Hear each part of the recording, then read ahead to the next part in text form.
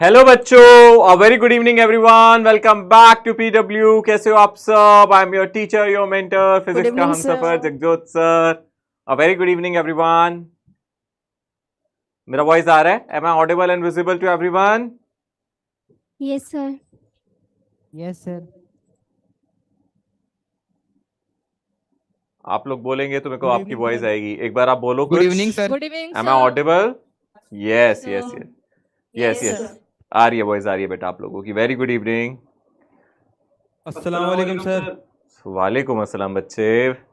Good evening, sir. Good evening, very good evening. Sir, कैसे हो आप? मैं बिल्कुल ठीक बच्चे। आप लोग कैसे हो सब? मैं भी गुड अच्छा हूँ, evening sir. Sir. Very good evening. Sir आज आप चमक रहे हो, आज आपके फेस पे अलग ही शाइन दिख रहा है। आज मेरा कोई मॉर्निंग में सेशन नहीं था ना, आज मेरी नींद पूरी हुई है। अच्छा। इसलिए शाइन है। ओके, और बताओ भाई, तैयारी चल रही है टेस्ट की? इस बार टेस्ट में अच्छे नंबर लाने हैं, इसलिए तो मैंने आज का एक एक्स्ट्रा सेशन रखवा दिया है कि बच्चे कहते हैं कि सर टेस्ट में मार्क्स अच्छे नहीं आ रहे, तो सर एक बार रिवाइज करा दे टेस्ट से पहले, तो बढ़िया ही हो जाएगा, है ना। तो थोड़ा सा वर्टिकल सर्कुलर मोशन हमने कर तो लिया है, बस क्वेश्चंस की ही प्रैक्टिस करानी है। आज के सेशन में आपको सिर्फ क्वेश्चंस ही नजर आएंगे और क्वेश्चंस की ही मैं प्रैक्टिस गुड इवनिंग कराऊंगा। सर। Good evening.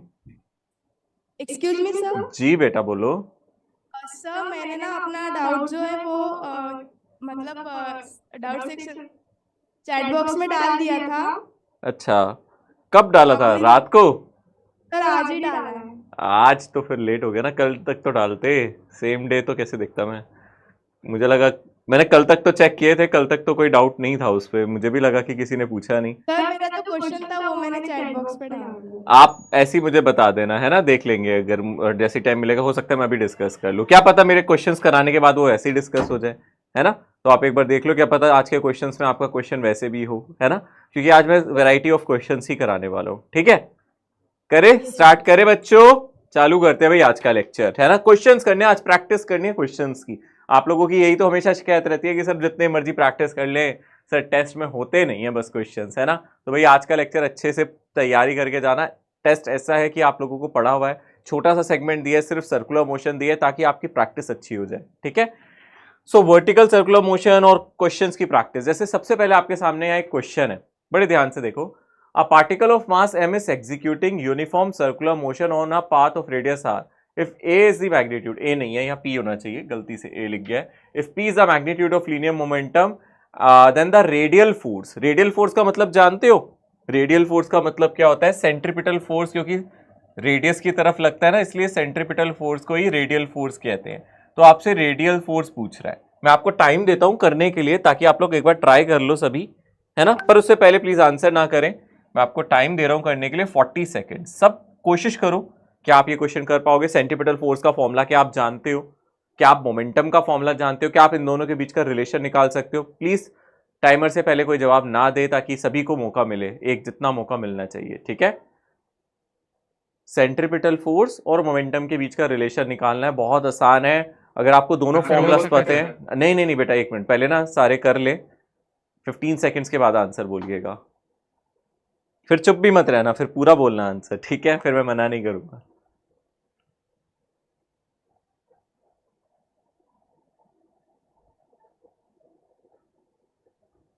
क्या आंसर आ रहा है अब हमारा, बोलो। Option D. Option D. सभी ने ट्राई किया यार, देखो ट्राई करना था, ट्राई नहीं किया तो पिटाई होगी फिर। ठीक है, आपको क्या मोमेंटम का फॉर्मूला नहीं पता? क्या हम लोगों को मोमेंटम का फॉर्मूला पता है? पता है ना, P is equals to mv। Very good. और यहाँ पे जो रेडियल फोर्स है, यानी कि सेंट्रिपिटल फोर्स या रेडियल फोर्स, उसका फॉर्मूला पता है हमें? mv²/r। ठीक है, अब बेस्ट तरीका क्या है? अगर हम ध्यान से देखें, दोनों को रिलेट करना चाहते हैं, रेडियस को हम स्मॉल r से लिख देते हैं। अगर हम दोनों को रिलेट करना चाहते हैं तो देखो यहाँ mv है या mv²/r है। बेस्ट तरीका क्या है कि आप क्या करो, यहाँ m को मल्टीप्लाई डिवाइड करो तो इजी हो जाएगा, बहुत जल्दी आंसर आ जाएगा। देखो ऊपर क्या बन जाएगा, ऊपर बन जाएगा m² v² divided by mr, यानी कि ऊपर बन गया mv। mv का मतलब होता है मोमेंटम, तो मोमेंटम का स्क्वायर डिवाइडेड बाय mr। क्या यहां से यही फॉर्मूला बन गया फोर्स का? Force is equals to p² divided by mr या rm, जो भी लिखा हुआ है ऑप्शन में, आप देख सकते हो। आसान था ना, देखो ये इजी क्वेश्चन था, दिस वाज इजी यार, ये इजी क्वेश्चन था, आपको ये करना चाहिए था। ठीक है ना, दिस वाज इजी, क्वेश्चन तो सारे इजी होते हैं, बस अगर हम उसको अच्छे से इंटरप्रिटेट करते, बट एक्चुअली बहुत इजी क्वेश्चन था ये। पर अगर नहीं भी हुआ तो घबराना नहीं है, सोचना है कि कहाँ गलती करी, क्या कन्वर्जन हम नहीं कर पाए, और इसको नोट कर लें, फिर हम आगे बढ़ते हैं। लिख लो, अच्छे से लिख लो, ठीक है। सर आपकी आवाज हमारी पाठशाला में थोड़ी कम आ रही है। कौन सा पाठशाला है बेटा, कौन सी पाठशाला आगरा है? पाठशाला। बेटा देखो, यहाँ से तो एक ही सेटिंग है सभी में, और किसी में भी कम आ रही है तो मुझे बताओ, मैं यहाँ से कुछ सेटिंग चेंज करूँ? No sir. बेटा फिर सर, वहां से यहाँ आप, पर भी सर बरहमपुर पाठशाला में भी सर साउंड नहीं आ रहा है, बहुत स्लो आ रहा है। तो दो जगह प्रॉब्लम आ रही है। ये आप अपने वहां से बोलो कोऑर्डिनेटर से कि आपकी पाठशाला की ये वहां साउंड की प्रॉब्लम है, ये यहाँ से नहीं हो सकती है ना ये, ठीक। ये वहां से कुछ ऑडियो प्रॉब्लम है बेटा, वहां स्पीकर में प्रॉब्लम है या वहां ऑडियो प्रॉब्लम है, क्योंकि यहाँ से तो फिर जाती तो हर जगह सेम जाएगी ना वॉइस। मैं यहाँ से छोड़ूंगा तो सभी की चेंज हो जाएगी, तो मेरे ख्याल से यहाँ से ठीक है। टेस्टिंग हुई थी आप लोगों की क्लासरूम्स में? सेशन होने से पहले टेस्टिंग हुआ था आज या नहीं हुआ था? सर हुआ कोई साउंड सर नहीं हुआ आ तो रहा है है। टेस्टिंग। फिर तो यार आना चाहिए। आप एक बार अभी जैसे मैं बोल रहा हूं तो कम आ रही है या क्या हो रहा है, ब्रेक हो रही है या what is happening there? Sir कम आ रही है। कौन कौन सी पाठशाला में? आगरा पाठशाला। मैं लिख लेता हूं, मैं नोट डाउन कर लेता हूं। आगरा और ब्रह्मपुर। ब्रह्मपुर कौन सा सेंटर है, कोई सर कोड है? 02।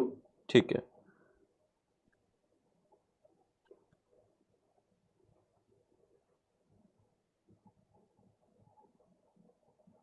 वैसे तो सुनाई दे रहा है ना, ऐसा तो नहीं है कि बिल्कुल सुनाई नहीं दे रहा। क्वेश्चन समझ में आ गया आप लोगों थोड़ा को? बहुत तो सुनाई दे रहा है, मतलब हाँ समझ में आ रही है। आ रहा है ना? अब तो आज तो फिर आपको देखो करना पड़ेगा इन बिटवीन, तो मुझे लगता नहीं वो इतनी जल्दी ठीक कर पाएंगे, है ना? तो ओके पूछ सर। लेना आप, है ना? Okay, okay sir. चलें आगे बढ़े बच्चों, अगले क्वेश्चन की तरफ। आप बताओ मुझे, क्या आप बता सकते हो इसका आंसर? कौन कौन कर सकता है? Sir option 1। इजी क्वेश्चन है। A particle revolves around a circular path, the acceleration of particle is inversely proportional to. क्या लग रहा है आप लोगों को? Sir option 1 sir. ऑप्शन 1। सब देख लो, सब देख लो, सब देख लो अच्छे से। किसी को कोई डाउट हो तो अभी पूछो। देखो बहुत आसान है, उसने क्या बोला है, पार्टिकल सर्कुलर पाथ में जा रहा है, और एक्सेलरेशन कौन सा है यहाँ पे? कौन सा एक्सेलरेशन की बात कर रहा होगा? ऑब्वियसली एक एक्सेलरेशन टेंजेंशियल भी होता है, एक सेंट्रीपिटल भी होता है। उसने क्वेश्चन में तो बोला नहीं है यूनिफॉर्म है नॉन यूनिफॉर्म है, बट सिर्फ सेंट्रीपिटल एक्सेलरेशन है जो रेडियस पे, मास पे और इन चीजों पे डिपेंड करता है ना? तो यानी कि वो सेंट्रीपिटल एक्सेलरेशन की ही बात कर रहा है। या तो आप बोलोगे सर इसका फॉर्मूला हो सकता है v²/r, या फिर इसका फॉर्मूला क्या हो सकता है, बोलो r⍵²। आप कहोगे सर अब इसके हिसाब से देखें तो एक्सेलरेशन डायरेक्टली प्रोपोर्शनल है r के, इसके हिसाब से देखें तो इनवर्सली प्रोपोर्शनल है। तो इसने कुछ नहीं बताया इस केस में कि किस तरीके से कंपेयर करना है, बट अब आपको खुद सोचना पड़ेगा। इनवर्स रिलेशन इसमें से तो आएगा नहीं, इस वाले फॉर्मूले से तो कोई भी इनवर्सली प्रोपोर्शनल है नहीं, क्योंकि दोनों ही डायरेक्टली प्रोपोर्शनल है। तो इसका मतलब वो ये फॉर्मूला यूज करने के लिए कह रहा है और यहां से कंपेयर करने के लिए कह रहा है। तो यहां से अगर आप एक्सेलरेशन की बात करो, वो v² के डायरेक्टली प्रोपोर्शनल होगा और r के इनवर्सली, यानी कि इनवर्स रिलेशन किसके साथ है, रेडियस के साथ। तो आपका आंसर क्या आएगा बच्चों, यहां से रेडियस। ठीक है ना? आप कह सकते हो कि सर रेडियस के तो डायरेक्टली प्रोपोर्शनल होता है, बट वो इस फॉर्मूले के अकॉर्डिंग, जब हम ओमेगा को कांस्टेंट मानते हैं तो हम बोल सकते हैं एक्सेलरेशन रेडियस के डायरेक्टली प्रोपोर्शनल है। बट इस फॉर्मूले में कहीं भी इनवर्स का कोई फॉर्मूला नहीं है, इसका मतलब वो इस फॉर्मूले को यूज ही नहीं कर रहा, वो इस फॉर्मूले को यूज कर रहा है, क्योंकि इनवर्स रिलेशन तो इसी फॉर्मूले से आ सकता है। तो यहां से r के इनवर्सली प्रोपोर्शनल हो सकता है, but if we use this formula only, अगर हम ये फॉर्मूला यूज करेंगे तभी। तो इसके हिसाब से हमारा रेडियस आंसर आएगा। मैं आगे बढ़ रहा हूं, ये आसान था, इसमें तो ज्यादा लिखने की जरूरत भी नहीं है, ये बस फॉर्मूला आप लिखोगे तो आपको दिख जाएगा डायरेक्टली। आपने बस यहां से लिख लिया होगा AC inversely proportional to R। अगला क्वेश्चन, टाइमर दे रहा हूं मैं, टाइमर के बाद जवाब देना आप। मजेदार क्वेश्चन है ये भी, है ना? टाइमर के बाद जवाब देना, ये अच्छा क्वेश्चन है, थोड़ा मजा आएगा, देखते हैं आप लोग कर पाते हुए नहीं। बैंकिंग ऑफ रोड से रिलेटेड है थोड़ा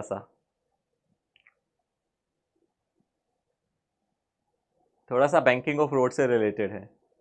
radius of a banked road is R, width of the road is W, the outer as of the road is raised by height h with respect to h so that the car with velocity v can pass safe over.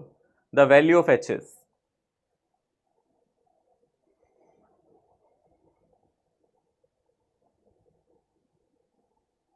कहने का मतलब है मैं सिर्फ diagram बना रहा हूं, आप क्वेश्चन करते रहो। ये डायग्राम है, मतलब हमारा ये बैंकिंग में एंगल होता था ना थीटा, ये हाइट हमें दे दी h और विड्थ हमें दे दी w, और आपको पता है ये जिस सर्कल में घूम रहा है उसका रेडियस हमारा होगा आर।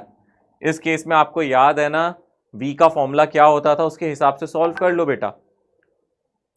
टेन थीटा की टर्म में आता था डेफिनेटली ये फॉर्मूला, और टेन थीटा निकालने के लिए एच और ओमेगा दिया हुआ है उसने। ये सोचो इजी है, थोड़ा सा दिमाग लगाओ। क्या आपने बैंकिंग ऑफ रोड पढ़ा था एंगल वाला? सोचो एंगल वाला फॉर्मूला पढ़ा था, बेंडिंग वाला याद करो क्या फॉर्मूला था, चलो मुझे बताओ।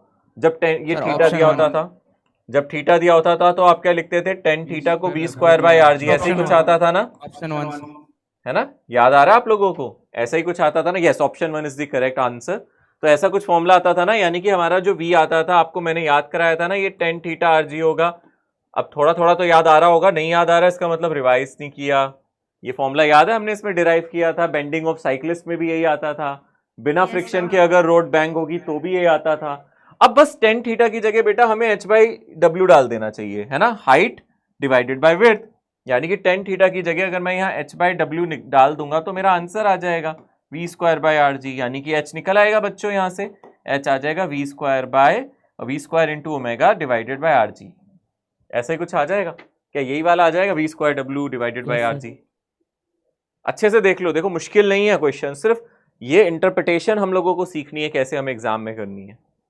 सर रेडियस हम कैसे इंटरप्रेट करेंगे कि इस तरह से वो बोल रहा है, क्योंकि मैंने रेडियस ना और विड्थ को मान लिया था, तो सर वो तो गलत हो गया। नहीं नहीं नहीं नहीं, ऐसा है कि जैसे जैसे हम एक ऐसे समझो एक सड़क है बेटा, ये जैसे ये सड़क है ना, पहले अगर ये फ्लैट है तो रेडियस इसका होता है, सड़क का रेडियस होता है। अब यही सड़क को थोड़ा सा टिल्टेड कर दिया उसने, तो आप समझ रहे हो, ये वाला एंगल दे रहा है थीटा, और ये हाइट है और ये सड़क की चौड़ाई है। ये सड़क की चौड़ाई है और रेडियस यहाँ से ले रहे हैं। सड़क की चौड़ाई हम बहुत कम लेते हैं एज कम्पेयर टू रेडियस, मतलब रेडियस कुछ मीटर्स में होगा, सड़क की चौड़ाई कुछ मतलब बहुत कम होगी। जैसे रेडियस अगर हमारा कुछ 15-20 मीटर हुआ तो रेडियस जो हमारी सड़क की चौड़ाई होगी वो मैक्सिमम 1 मीटर के आसपास होगा, तो ये काफी छोटा होगा, तो हम इसको मतलब ऑलमोस्ट इग्नोर कर लेते हैं ओमेगा को एज कंपेयर टू रेडियस, ठीक है ना। वो रेडियस से बहुत छोटा होता है, समझ में आ रहा है?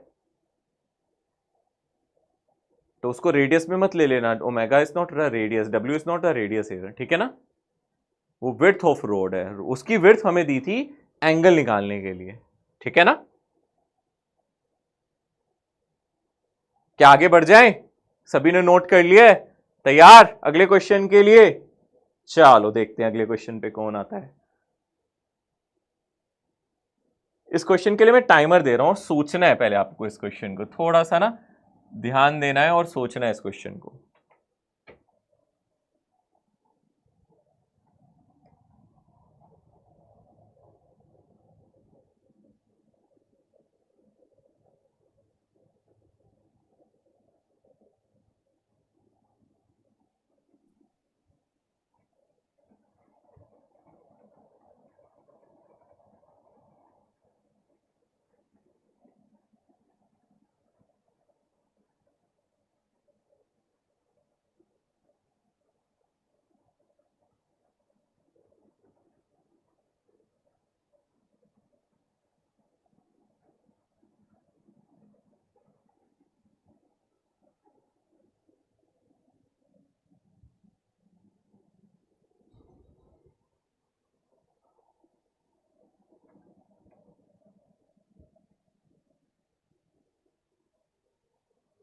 चलो सर ऑप्शन 2 हो जाएगा, R2 is greater than R1। Yes, option 2 is the correct. Option 2 sir. Sir Option- option 2। Option 2 correct. इसको ना आप थोड़ा सा ऐसे समझना, पहले मेरी बात समझना, अगर आपने इसका फील नहीं लिया ना तो क्वेश्चन होगा नहीं। मान लो जैसे मैं गाड़ी ड्राइव कर रहा हूँ, ठीक है ना, थोड़ा सा एजम्पशन लेना पड़ेगा। जैसे मैं गाड़ी में बैठा हूँ, मैं ड्राइव कर रहा हूँ और मुझे ऐसे लेफ्ट साइड टर्न लेना है। कैसे लेना है? मान लो मुझे लेफ्ट साइड टर्न लेना है, तो अगर मैं एकदम से झटके से टर्न लेता हूँ ना लेफ्ट साइड, आपने कभी देखा ऐसे गाड़ियां पलट जाती हैं, अगर एकदम से मैं झटके से टर्न लूंगा ना लेफ्ट साइड, तो मेरे गाड़ी की टॉपल, जैसे मेरी गाड़ी आके ऐसे जा रही है ऐसे, तो मेरी गाड़ी इस तरीके से टॉपल हो सकती है, ऐसे पलट सकती है। एक्चुअली ये क्वेश्चन 100% सर्कुलर मोशन का नहीं होता, इसमें थोड़ा सा रोटेशन इफेक्ट भी पढ़ाना पड़ता है, बट हम बिना रोटेशन इफेक्ट के, बिना कैलकुलेशन के इस सवाल को सॉल्व कर रहे हैं, इसलिए जनरल आर्गुमेंट से समझने की कोशिश करते हैं कि इस क्वेश्चन में ये हो रहा है कि गाड़ी, जैसे मान लो ये मेरी गाड़ी है, ये सीधी जा रही है, लाइक कंसीडर दिस, लाइक जैसे ये फोन है ना, ये गाड़ी के यहाँ दो पहिए यहाँ होंगे, दो पहिए यहाँ होंगे, ये गाड़ी आपकी तरफ आ रही है। मान लो यहाँ इसकी हेडलाइट है और ये गाड़ी आपकी तरफ आ रही है, दो पहिए यहाँ है, दो पहिए इधर है। ये कहाँ टर्न करना चाहती है? लेफ्ट साइड, है ना। तो इस गाड़ी को हम कहाँ टर्न करा रहे हैं? Left side. तो ऐसे कुछ गाड़ी आ रही है, ये उसकी हेडलाइट है है ना, ये आप इसकी हेडलाइट देख रहे हो, तो दो पहिए यहाँ होंगे, एक इधर होगा और एक इसका पीछे होगा, एक पहिया यहाँ होगा और एक पहिया यहाँ होगा, है ना। ये इस तरीके से हमारी कुछ गाड़ी है और ये क्या कर रही है, इस तरीके से टर्न कर रही है सड़क पे, इस तरीके से टर्न कर रही है। तो जब ये टर्न करने की कोशिश करती है ना, तो गाड़ी जब ऐसे लेफ्ट साइड टर्न करने की कोशिश करेगी ना, तो इसके जो सारा भार है ना, जो इसके राइट वाले पहियों पे पहुंच जाएगा, जो आउटर वाली साइड है ना। मान लो अगर मुझे लेफ्ट साइड टर्न करना है, तो जो राइट साइड के दो पहिए हैं, जो है ना आगे वाला और पीछे वाला, जो दो व्हील्स हैं, सबसे ज्यादा भार उस पर पड़ेगा। मतलब ये गाड़ी इस तरीके से पलट सकती है। अगर मैं लेफ्ट साइड टर्न कर रहा हूँ, इस गाड़ी के पलटने की टेंडेंसी हमेशा राइट साइड रहती है। तो होता क्या है, जैसे अगर मैं बहुत स्पीड से ऐसे, मान लो स्पीड में चलते चलते एकदम से मैंने स्टीयरिंग ऐसे घुमा दिया ना, तो मेरी गाड़ी ऐसे नहीं पलटेगी, मेरी गाड़ी कैसे पलटेगी, राइट साइड। अगर मैं लेफ्ट साइड एकदम हैंडल घुमा देता हूं, तो मेरी गाड़ी राइट साइड पलट सकती है। तो यानी कि इधर वाले जो दो पहिए हैं, जो इधर वाले दो पहिए हैं, ये थोड़े से हवा में आने की कोशिश करते हैं, तो सारा भार राइट वाले दो पहियों पे पड़ जाता है, राइट वाले जो दो व्हील्स हैं उस पे पड़ जाता है। ठीक है ना। गाड़ी में चार पहिए होते हैं, जानते हो ना, दो आगे दो पीछे, समझो, दो आगे दो पीछे। और गाड़ी कैसे टर्न करने की कोशिश कर रही है, लेफ्ट साइड। तो अगर मैं एकदम से लेफ्ट साइड टर्न ले लूंगा, तो मेरी गाड़ी के जो सारा भार हो जाएगा ना, राइट वाले पहियों पे आ जाएगा। तो गाड़ी कुछ इस तरीके से टिल्ट हो सकती है, पलट सकती है ऐसे। जितनी ज्यादा स्पीड में मैं ऐसे टर्न करूंगा, उतने चांसेस है मेरी गाड़ी पलट सकती है ऐसे। तो ऐसे में जो सारा भार होता है वो राइट वाले पहियों पे पड़ जाता है, मतलब भार वाले। अगर हम लेफ्ट साइड टर्न कर रहे हैं, जो आउटर व्हील्स हैं, सारा भार उन पे पड़ जाता है। तो जो नॉर्मल रिएक्शन है वो हमेशा कॉन्टैक्ट पे आता है। तो जो आउटर पहिए हैं, जो आउटर व्हील्स हैं, उन्हीं पे नॉर्मल रिएक्शन ज्यादा हो जाता है। वही इस क्वेश्चन में पूछा है कि जब हम टर्न्स करते हैं, तो इनर व्हील्स, इनर व्हील का मतलब आगे का और एक पीछे वाला पहिया, जो टर्न कर रहे हैं अगर लेफ्ट साइड, तो लेफ्ट वाले दो पहिए। अगर मैं टर्न कर रहा हूं राइट साइड, तो राइट वाले दो पहिए, आगे और पीछे वाले। तो इनर व्हील्स का मतलब उनका हो गया, अगर मैं लेफ्ट टर्न कर रहा हूं तो लेफ्ट वाले दो पहिए, और अगर राइट टर्न कर रहा हूं तो राइट वाले पहियों को इनर व्हील्स कहेंगे। तो इनर व्हील्स पे भार कम हो जाता है टर्न करते टाइम, आउटर व्हील्स का भार बढ़ जाता है। आप चाहो तो इसको लिख सकते हो, जब गाड़ी को टर्न करते हैं, लिख लो इसको, जब गाड़ी को टर्न करते हैं तो ज्यादा भार, तो ज्यादा वजन, या फिर ज्यादा फोर्स, कुछ भी लिखना चाहो आप लिख सकते हो। जब गाड़ी को टर्न करते हैं तो ज्यादा वजन, ज्यादा फोर्स गाड़ी के आउटर दो पहियों पे, आउटर दो व्हील्स पर होता है, आउटर दो व्हील्स पर होता है।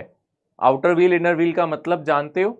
लेफ्ट टर्न कर रहे हो तो राइट वाले पहिए आउटर होंगे, राइट टर्न कर रहे हो तो लेफ्ट वाले दो पहिए हमारे आउटर होंगे। तो आउटर व्हील्स पे फोर्स ज्यादा होता है, उस पर फोर्स ज्यादा पड़ता है। तो फोर्स ज्यादा पड़ रहा है मतलब वहां नॉर्मल रिएक्शन ज्यादा होगा। तो इस केस में जो मेरा आउटर व्हील है वो कौन सा है, मेरा आउटर व्हील कौन सा है, R2। R2 का जो रिएक्शन है वो R1 से ज्यादा होगा। इसको मैथमेटिकली भी कैलकुलेट कर सकते हैं हम, बट उसके लिए हमें भी रोटेशन मैकेनिक्स पढ़ना पड़ेगा।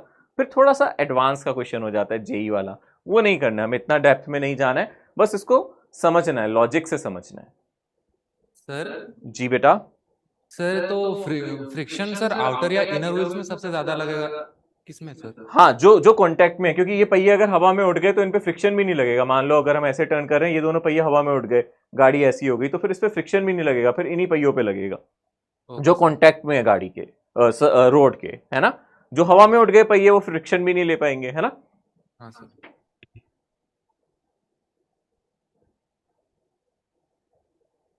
ठीक है, थोड़ा सा लॉजिक है इस क्वेश्चन में। अगला सवाल, if angular velocity is kept same but radius of the path is halved, angular velocity को कांस्टेंट रखें और पाथ का रेडियस आधा कर दे, तो सेंट्रीपिटल फोर्स पे क्या फर्क पड़ता है। मान लो पहले F होगा तभी उसने न्यू बोला है। आसान है, जल्दी से बताओ फटाफट।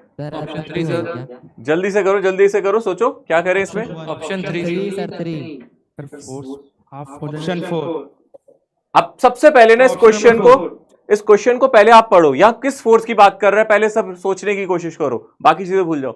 सेंट्रीपिटल फोर्स की बात कर रहा है ना, ये आप समझ पा रहे हो इस क्वेश्चन में किस फोर्स की बात कर रहा है, बोलो। न्यू फोर्स जो भी बोल रहा है वो कौन सा पूछ रहा है, सेंट्रीपिटल फोर्स। अब आप बोलोगे ऐसा सेंट्रीपिटल फोर्स दो तरीके के होते हैं। एक तो आप क्या फॉर्मूला लिख सकते हो, mv²/r, या फिर क्या लिख सकते हो बच्चों, mr ओमेगा स्क्वायर। अब आप कहोगे कि सर हमें कैसे पता कौन सा फॉर्मूला यूज करना है? देखो क्वेश्चन में आपको हिंट दिया है कौन सा यूज करना है। अगर आपको क्वेश्चन में सिर्फ बोलता है वेलोसिटी या टेंजेंशियल वेलोसिटी तो ये वाला यूज करते थे। अगर आपसे बोलता है एंगुलर स्पीड या एंगुलर वेलोसिटी तो ये वाला यूज करना है। अब बताओ क्वेश्चन में क्या दिया है हमें, क्या कांस्टेंट है? बोलो एंगुलर वेलोसिटी। तो Velocity कौन सा constant। फॉर्मूला यूज करना है? ये वाला यूज करना है ना। तो हमने मान लिया पहले सेंट्रीपिटल फोर्स मेरा F था, अब मेरा सेंट्रीपिटल फोर्स F डैश हो गया, मास वही है, रेडियस को क्या कर दिया उसने? बोलो रेडियस को क्या बोल दिया है? आधा कर दिया है, और ओमेगा को सेम रखा है। क्या ये M R omega square by 2 हो जाएगा? यानी कि हम इसको क्या बोल सकते हैं? F by 2। तो आंसर कितना आएगा बच्चों? Option third. आसान है पर इंटरप्रिटेशन भी इंपॉर्टेंट है। आज मैं सिर्फ आपको क्वेश्चन पहचानने की आदत दिलवा रहा हूं, किस तरीके से क्वेश्चन को पहचाना जाता है कि क्वेश्चन में क्या पूछा गया है। कौन सा फॉर्मूला यूज करना है? सर हम एग्जाम में कंफ्यूज हो गए थे, ये वाला करना था या ये वाला करना था, हम तो भूल गए थे सर। इसके हिसाब से तो सर फोर्स डबल हो जाना चाहिए, पर ये वाला नहीं यूज कर रहे। क्यों? ये वाला यूज कर रहे हैं। ये वाला इसलिए यूज कर रहे हैं क्योंकि उसने एंगुलर वेलोसिटी कांस्टेंट बोला है। अगर वो बोलता ना लीनियर वेलोसिटी कांस्टेंट है तो फिर ये वाला फॉर्मूला यूज करते और फिर फोर्स डबल हो जाता रेडियस आधा करने पर, है ना, क्योंकि ये इनवर्सली प्रोपोर्शनल है फोर्स आर के, और इस फॉर्मूले में डायरेक्टली प्रोपोर्शनल है। पर इसमें ओमेगा कांस्टेंट होगा और इसमें वी कांस्टेंट होगा, तो हम इसमें बोलेंगे एफ इनवर्सली प्रोपोर्शनल और इसमें डायरेक्टली। ठीक है, किसी को कोई डाउट है इस क्वेश्चन में? आई थिंक होना तो नहीं चाहिए, आसान है। फिर भी नहीं ना, बढ़ जाओ ना आगे में, आसान था ना? Yes sir. ठीक है ना, एक बार थम्स अप कर दो भाई सभी सारे बच्चे, एक्टिव हो जाओ, मुझे दिखता रहना चाहिए ना कि आप लोग भी बैठे हो, है ना। इंसान जिंदा है तो उसका प्रूफ देना पड़ता है उसके, भैया हम लिविंग थिंग है, नॉन लिविंग नहीं है। बस बैठ गए आराम से, बैठी तो यहाँ बोतल भी हुई है टेबल पे, बोल वो भी कुछ नहीं रही है, हिल भी नहीं रही है, आप भी नहीं हिल रही, मुझे कैसे पता, है ना। सबूत दो कि भैया सर एकदम प्रॉपर पूरी लाइफ है हमारे अंदर, ठीक है ना। एनर्जी होनी चाहिए। ये ऐसे आराम आराम से बैठे हुए ऐसे मुंह पे हाथ रख के, अबे ऐसे नहीं बैठना क्लास में भाई, एनर्जी लाओ, ठीक है ना। हाँ बढ़िया, आपको देखते ही एनर्जी आ जाती है सर। आधों को तो आ जाती है, आधे थोड़े से सुस्त हो जाते हैं। और पेपर देख के क्या होता है, और एग्जाम पेपर देख के क्या होता है, तब एनर्जी कहाँ जाती है हमारी, फिर कम हो जाती है ना। चलो सोचो, ये क्वेश्चन आसान है, इसका जवाब कौन देगा? सोच के, मैं टाइमर दे रहा हूं, टाइम दे रहा हूं, सोच के करना है, गलत नहीं करना है, दिमाग लगा के करना है।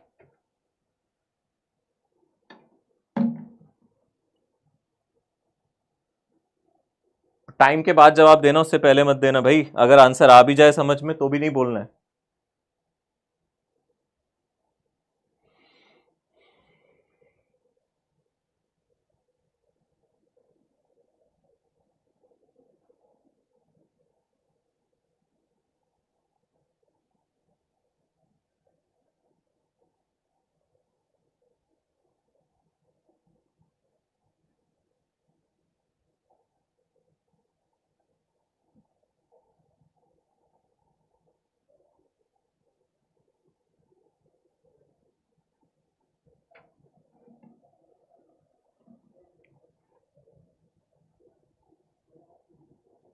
बता सकते हो जिसका आ गया वो आंसर? क्या आंसर है? 1:1 हो जाएगा सर। 1:1 option D. है ना, पूरे क्वेश्चन में आपको सिर्फ कंफ्यूज करने के लिए दिया है ना। पूरे क्वेश्चन में सिर्फ आपको कंफ्यूज करने के लिए सब कुछ दिया। अगर आप ध्यान से देखो क्वेश्चन में पार्टिकल घूम रहा है, रेडियस आर ए है, आर बी है, वेलोसिटी वी ए है, वी बी है, आर ए रेडियस में वी ए से, आर बी में वी बी से, बट लास्ट में उसने एक चीज बोल दी, there time period of rotation is same then ratio of angular speed. तो यहां से v और r का कोई लेना देना ही नहीं है यहाँ, क्योंकि हमें पता है जो टाइम पीरियड है वो हम लिख सकते हैं 2 पाई बाय ओमेगा। एक कंप्लीट सर्कल में हमने पढ़ा था ना, एक कंप्लीट सर्कल पूरा करने के लिए जो टाइम लगता है इसी को क्या बोलते हैं? टाइम पीरियड, है ना। और टाइम पीरियड का मतलब है जितना, अगर हम ध्यान से देखें, हम कितना टाइम पीरियड की अगर मैं बात करूं तो टाइम पीरियड मतलब जितना हम एंगल कवर कर रहे हैं डिवाइडेड बाय एंगुलर वेलोसिटी, यानी कि हम यहां से भी लिख सकते हैं omega is nothing but 2 pi by T, है ना। ये रिलेशन याद है? तो दोनों पार्टिकल्स के लिए टाइम सेम है, तो दोनों का ओमेगा भी तो सेम ही हो जाएगा ना। मान लो पहले पार्टिकल की बात करें, T1 और T2 हमें सेम दिया है, तो यानी कि 2 पाई बाय ओमेगा 1 इज बराबर 2 पाई बाय ओमेगा 2, यानी कि ओमेगा 1 ओमेगा 2 बराबर हो जाएंगे। अगर उनका टाइम पीरियड सेम है तो एंगुलर वेलोसिटी दोनों की क्या होनी चाहिए? सेम। और अगर एंगुलर वेलोसिटी सेम है तो दोनों का टाइम पीरियड सेम होना चाहिए। तो यहाँ क्या रेशियो लूं, एंगुलर वेलोसिटी का रेशियो ले लो, एंगुलर स्पीड का रेशियो ले लो, तो कितना आ जाएगा 1:1। यानी कि इन सब ऑप्शंस को कोई यूज में लाने की जरूरत नहीं है, इसी फॉर्मूले से हो जाएगा। इसमें कोई सेंट्रीपिटल एक्सेलरेशन कोई कुछ लगाना नहीं है, डायरेक्ट देखो टाइम पीरियड ओमेगा से कैसे रिलेटेड होता है। अगर टाइम पीरियड सेम तो ओमेगा सेम, तो अगर टाइम का रेशियो 1:1 तो ओमेगा का रेशियो 1:1। सर जी बेटा। सर ये वाला क्वेश्चन देख के वो जो रेडबर्ग ग्रीनबर्ग वाला आपने बोला था ना, वो वाला याद आ गया। हाँ, उसमें भी कुछ ऐसा ही था ना, उसमें दोनों एक हाँ साथ सर। घूम रहे थे, तो मैंने बोला था दोनों एक ही एंगल एक ही टाइम में कवर करेंगे, तो दोनों का ओमेगा क्या हो जाएगा, सेम, क्योंकि सेम टाइम में कवर कर रहे हैं। और कैपिटल टी का मतलब है पूरा रेवोल्यूशन कंप्लीट करने का टाइम। ठीक है, चलो जी आगे बढ़े, तैयार? Yes sir. चलो बहुत बढ़िया, अगले क्वेश्चन की तरफ आते हैं। इसमें मैंने कोई ऑप्शन नहीं दिया, जानबूझ के हटा दिया ऑप्शन और आप लोगों को सोचने का टाइम दिया है।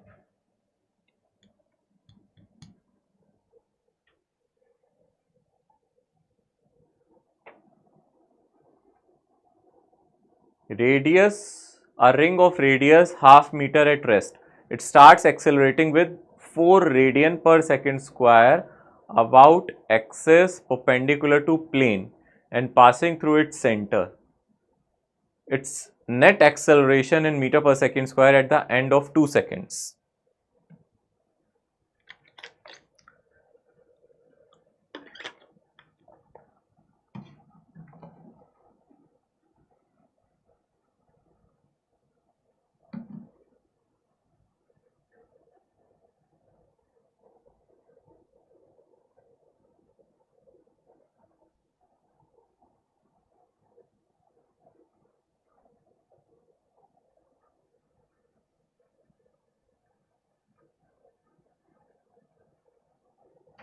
हो गया? किसी का कोई आंसर? पहले तो ये सोचो क्वेश्चन में करना क्या है ना? क्या क्वेश्चन को समझ पा रहे हो आप? यहां टोटल एक्सेलरेशन का क्या मतलब है, कौन से दो एक्सेलरेशन की बात कर रहा है वो? एक तो टेंजेंशियल एक्सेलरेशन होगा और एक सेंट्रीपिटल। तो अगर आप नेट एक्सेलरेशन की बात कर रहे हो ना बेटा, आप जानते हो ना वो क्या होता है, टेंजेंशियल एक्सेलरेशन का स्क्वायर प्लस सेंट्रीपिटल एक्सेलरेशन का स्क्वायर। ये चाहिए अपने को, है ना? और टेंजेंशियल एक्सेलरेशन कैसे निकालेंगे, हमें दिया क्या है पहले मुझे बताओ, हमें क्वेश्चन में गिवन क्या है? हमें क्वेश्चन में ये दे रखा है 4, ये क्या है बताएगा कोई मुझे? ये 4 क्या है? अल्फा। अल्फा है। ये एंगुलर एक्सेलरेशन है अल्फा। ये हम लोगों को क्या दे रखा है, एंगुलर एक्सेलरेशन। क्या टेंजेंशियल एक्सेलरेशन निकल जाता है एंगुलर एक्सेलरेशन से? याद करो क्या फॉर्मूला होता था, alpha into R. R alpha. हाँ एग्जैक्टली। तो यहां से हम फॉर्मूला क्या यूज कर सकते हैं, आर अल्फा। क्या हमें रेडियस पता है क्वेश्चन में? 0.5। 0.5 या 1/2 लिख दो। तो 1/2 इंटू अल्फा कितने अपने पास 4, यानी कि भैया 80 तो आ गया, एक चीज तो हमें मिल गई। 80 कितना आ गया अपने पास, 2 मीटर पर सेकेंड स्क्वायर।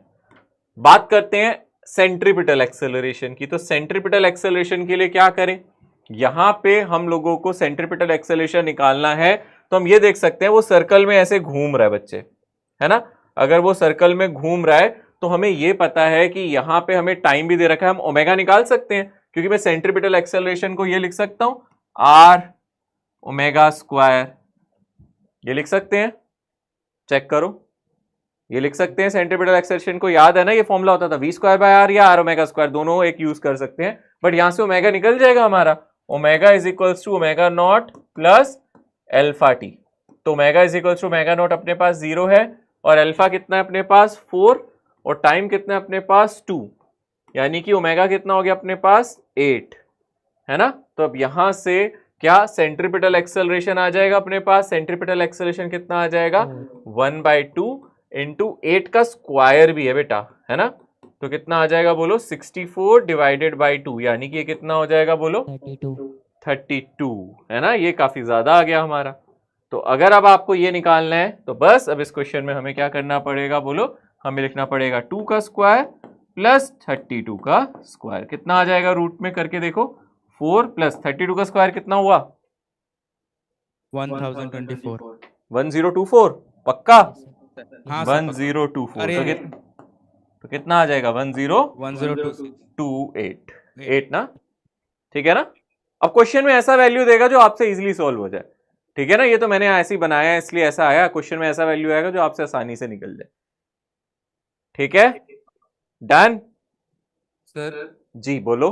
सर वो omega is equal to omega not plus alpha T, sir वो पोर्शन थोड़ा समझ में नहीं आया बस। बेटा जैसे कोई चीज हमारे सर्कल में रोटेट करती है तो इनिशियली रेस्ट पे थी ना, तो हमने हाँ, इक्वेशन ऑफ मोशन पढ़ी थी एंगुलर जी, सर। सिस्टम में, जैसे v is equals to u plus at पढ़ते थे ना बेटा। हाँ सर। तो यहाँ एंगुलर सिस्टम में हम एंगुलर वेलोसिटी में भी तो ये इक्वेशन लगा सकते हैं।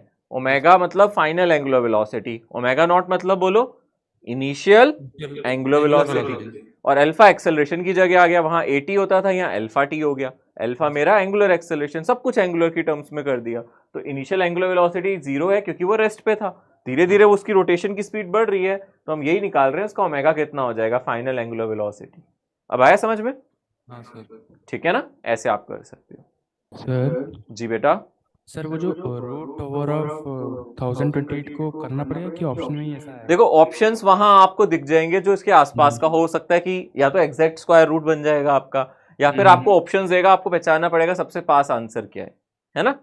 तो आप देखना एग्जाम में मैंने एक आधा क्वेश्चन बिल्कुल डाला है, मैं आपको गारंटी बता के चल रहा हूं। तो ये लो, तुम्हें मैंने पेपर लीक कर दिया और बोलो ऐसा एक क्वेश्चन डाला है, लीक क्या किया, सर्कुलर मोशन ही है, तो यही क्वेश्चंस बनेंगे और कहां से आएगा। तो ऐसा एक क्वेश्चन डाला है मैंने जरूर, जिसमें आपको ऐसे निकालना पड़ेगा, तो ध्यान से क्वेश्चन करना, पढ़ना ध्यान से क्वेश्चन, ठीक है। मतलब इसका वो निकालना मतलब हाँ निकालना पड़ेगा आपको, आसपास को ये ऑप्शन दे दे, जैसे आप इसका सोचो ये आसपास कितना आएगा, किसके आसपास आएगा, आप ऐसे सोच के फिर उसका आंसर लिखना, ठीक है ना। एग्जाम में ऐसे ही कोई ऑप्शन बनेगा, ठीक है। बिल्कुल सर। वैल्यूज अलग होंगी, ऐसा नहीं है कि मैंने क्वेश्चन मैंने बोल लिया लीक कर दिया तो इसका मतलब वैल्यूज भी आ जाएंगी सर, नहीं नहीं, एग्जाम में सारे क्वेश्चंस की वैल्यूज अलग होंगी। तो बट हाँ होंगे ऐसे मिलते जुलते क्वेश्चंस। चलो एजर्शन रीजन।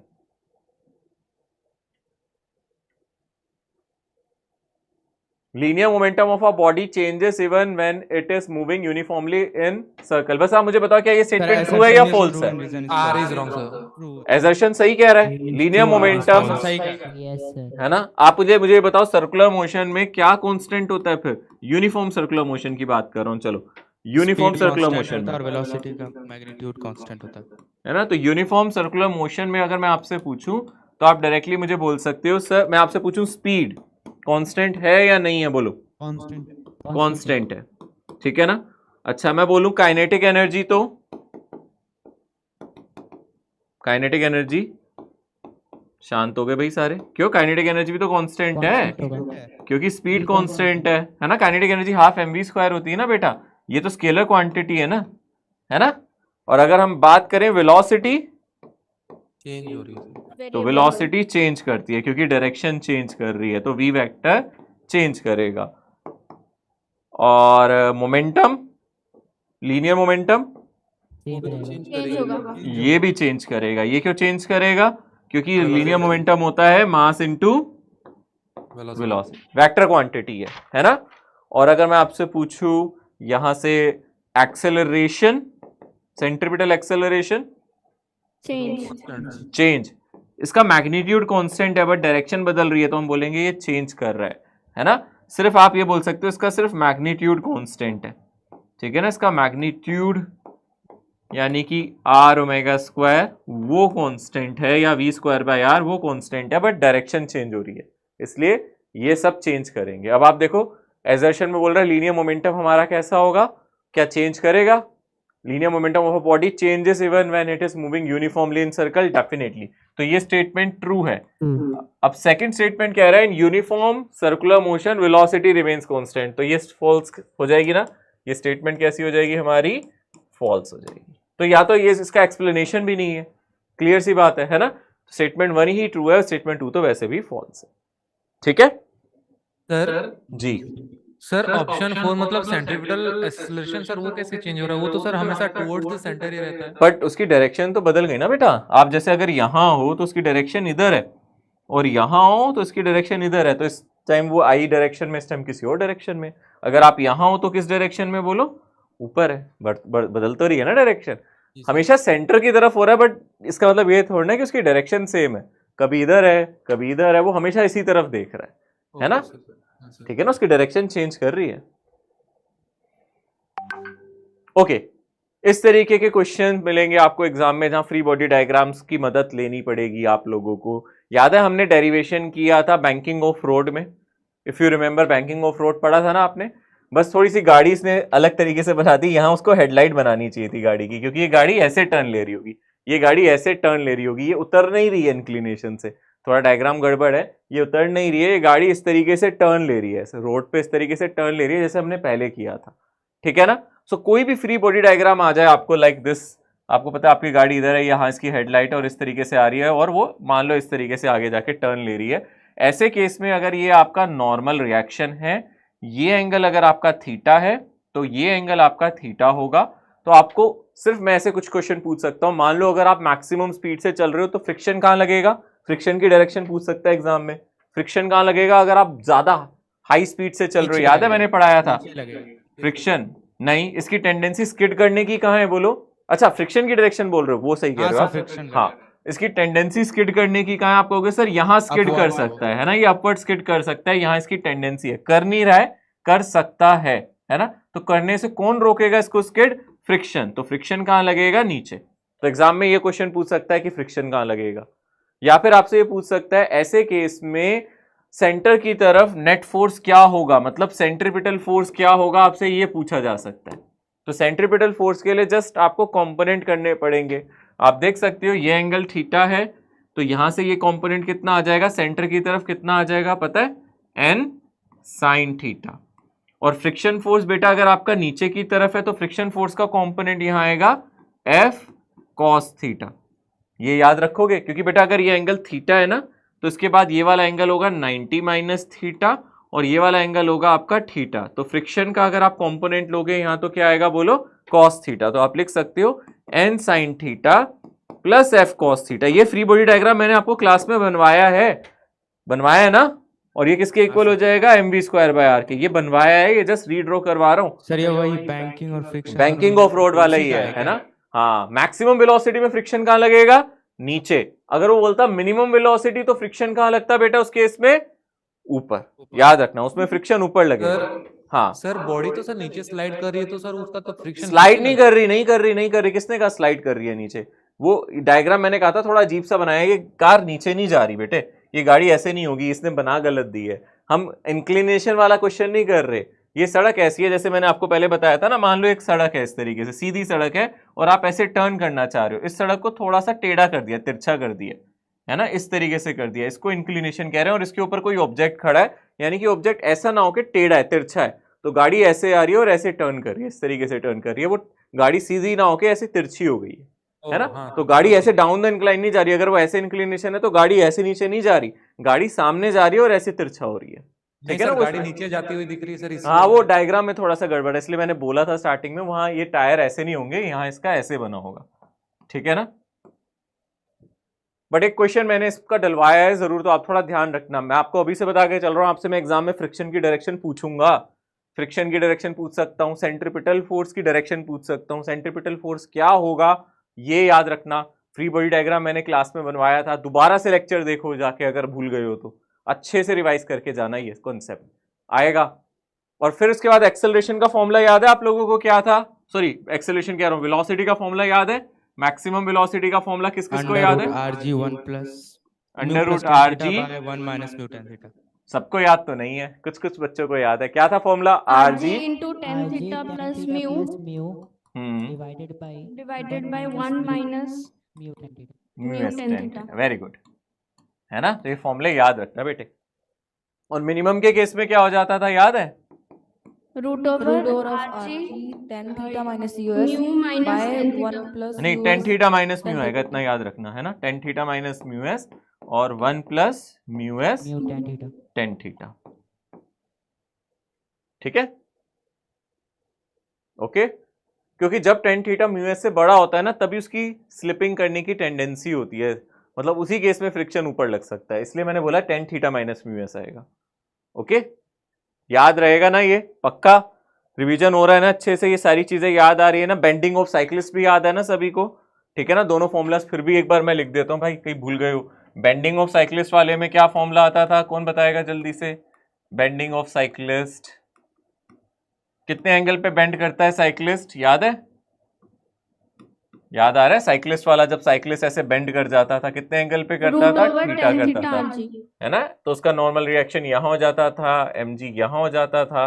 उस केस में हमने Vmax का फॉर्मूला क्या पढ़ा था, इफ यू रिमेम्बर, उस केस में वो कितना होता था, rg tan थीटा, है ना, या tan थीटा rg। याद है कैसे किया था, इस केस में normal reaction n sin theta हो गया था, वो किसके इक्वल हो गया था, याद आ रहा है, n sin थीटा को हमने इक्वेट किया था mv स्क्वायर बाई r के, है ना, और n cos थीटा को हमने इक्वेट किया था यहां से mg से, तो यहां से ये आंसर आया था। ठीक है ना, पक्का कर लोगे, नोट कर लो, चाहे अगर मन कर रहा है तो नोट कर लो दोबारा से, कोई हर्ज नहीं है, पर अच्छे से रिवाइज हो जाएगा ये आपको कॉन्सेप्ट।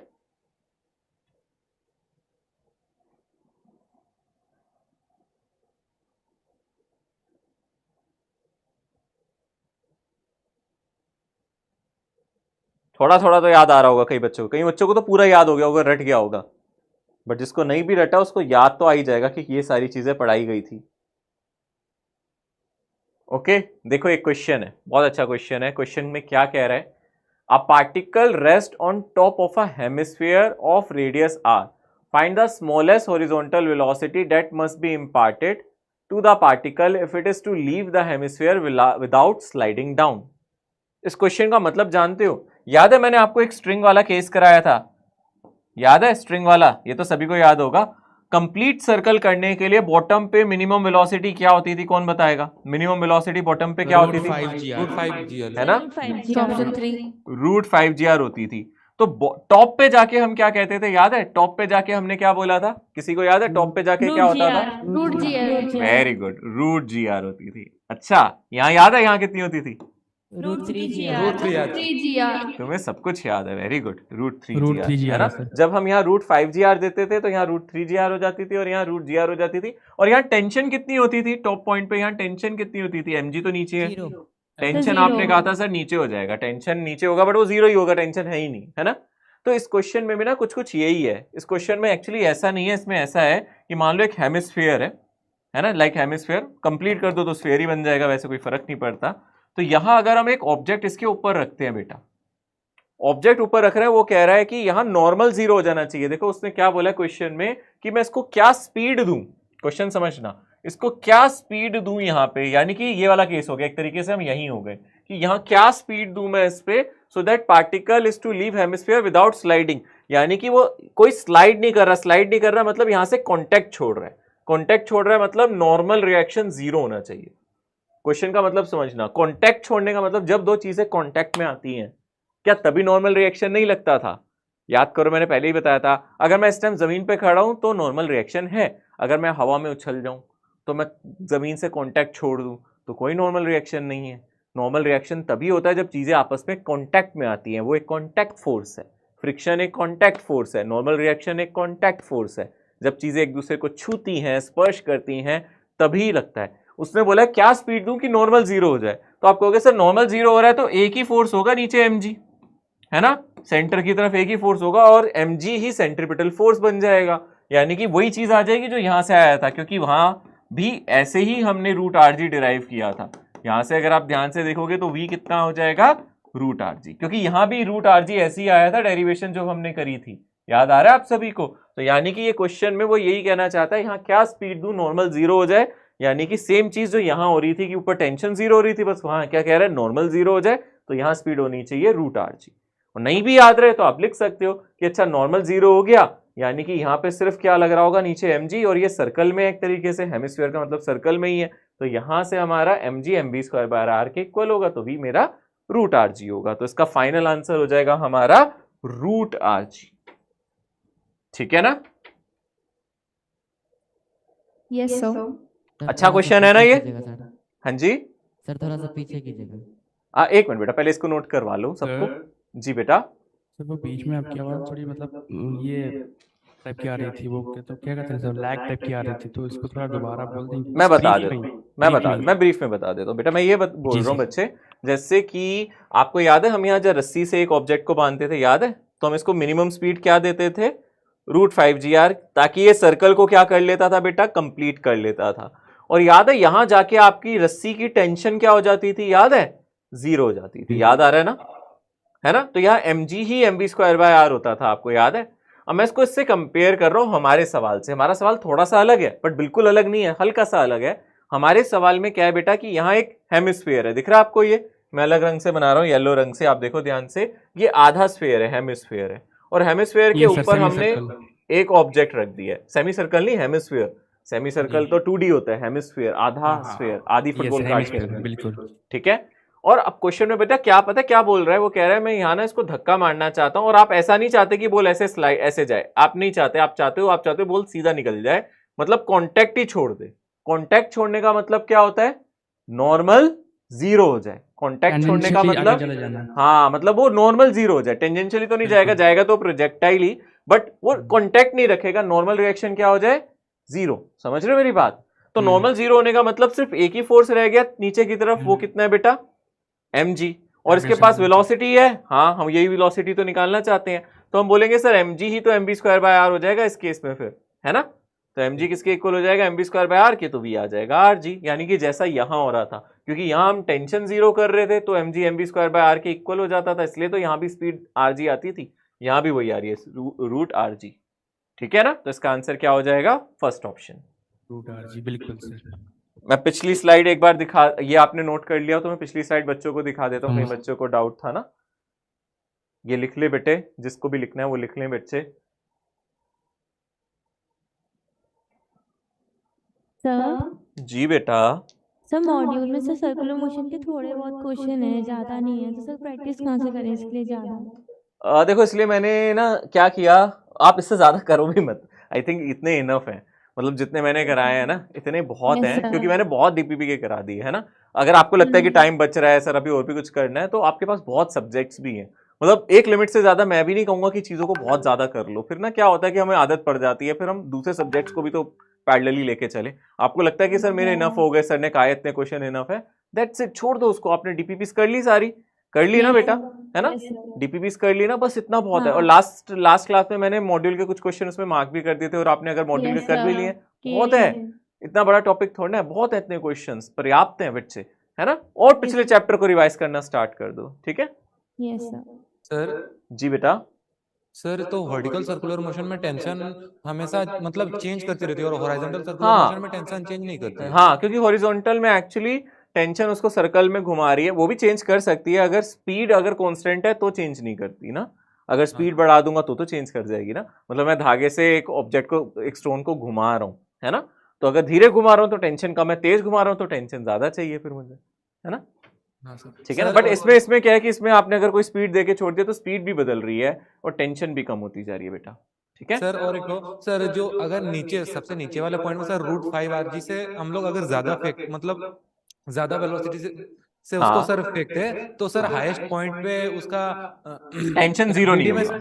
हाँ, टेंशन जीरो नहीं होगा, इतना याद रखना फिर हाईएस्ट पॉइंट सर वहां पे टेंशन कुछ ऐसा होगा क्या sir, T + mg = mvr²/r। Exactly, मैं यहाँ लिख भी देता हूँ, चलो आप सब नोट भी कर लेना बेटा। मान लो अगर आपको यहाँ कुछ भी दे दे, मान लो आपको यहाँ कुछ वेलोसिटी दे दे v1, आपसे कभी भी बॉटम पॉइंट पे टेंशन पूछे तो टेंशन कहाँ लग रही है बेटा, ऊपर, और यहाँ mg कहाँ लग रहा है, नीचे। अब बताओ वो फोर्स जो सेंटर की तरफ है, सेंटर ये है ना हमारे सर्कल का, है ना, इसी सर्कल का जो सेंटर है ये ऐसे घूम रहा है ना बेटा, है ना, तो आप देख सकते हो, तो आप बोलोगे सर सेंटर तो इधर है, तो सेंटर की तरफ नेट फोर्स क्या है, T - mg, तो बॉटम पे T - mg किसके बराबर, mv1² के। r का मतलब जो भी इसका रेडियस है, या फिर क्वेश्चन में अगर इसकी लेंथ दे रखी है तो l लिख देना, है ना। तो यानी कि अगर आप बॉटम पे टेंशन निकाल रहे हो तो ज्यादा आएगी, कितनी आएगी, mv²/r + mg आएगी। देख रहे हो, ये बॉटम पे है, नीचे टेंशन इतनी आएगी, बॉटम पे देखो mv1²/r + mg। और अगर आप ऊपर पहुंच गए तो टेंशन देखो कम हो जाएगी, उल्टा हो जाएगा बिल्कुल, क्योंकि यहां टेंशन इधर है और mg भी इधर है, तो दोनों ही नीचे हैं, तो दोनों मिलके सेंट्रीपिटल फोर्स बनाएंगे, है ना। मान लो यहां वेलोसिटी मेरी v2 है, यहां वेलोसिटी कितनी है, v2।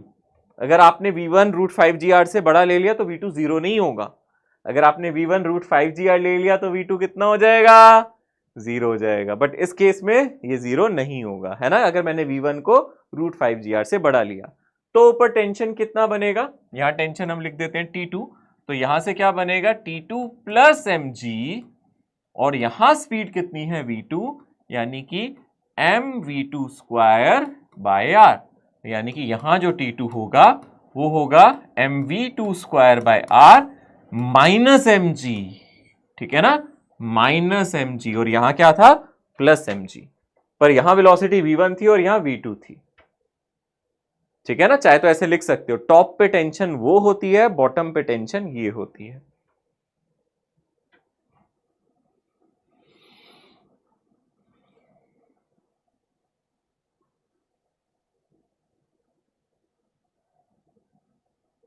सर जी सर अगर एक तो क्वार्टर के बीच में बोलता तो सर वहां पे कैसे निकालते हम लोग?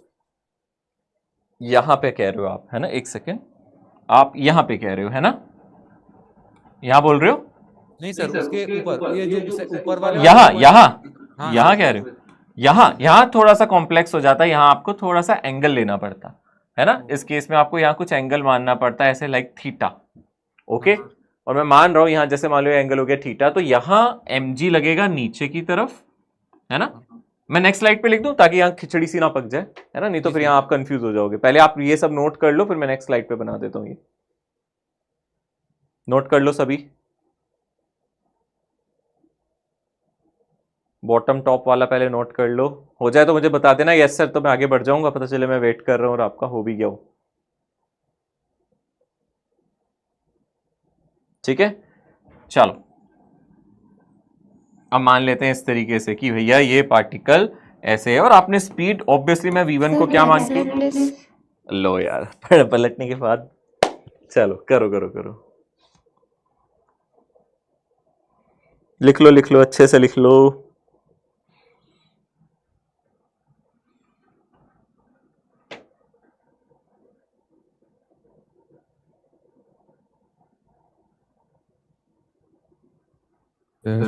जी बेटा।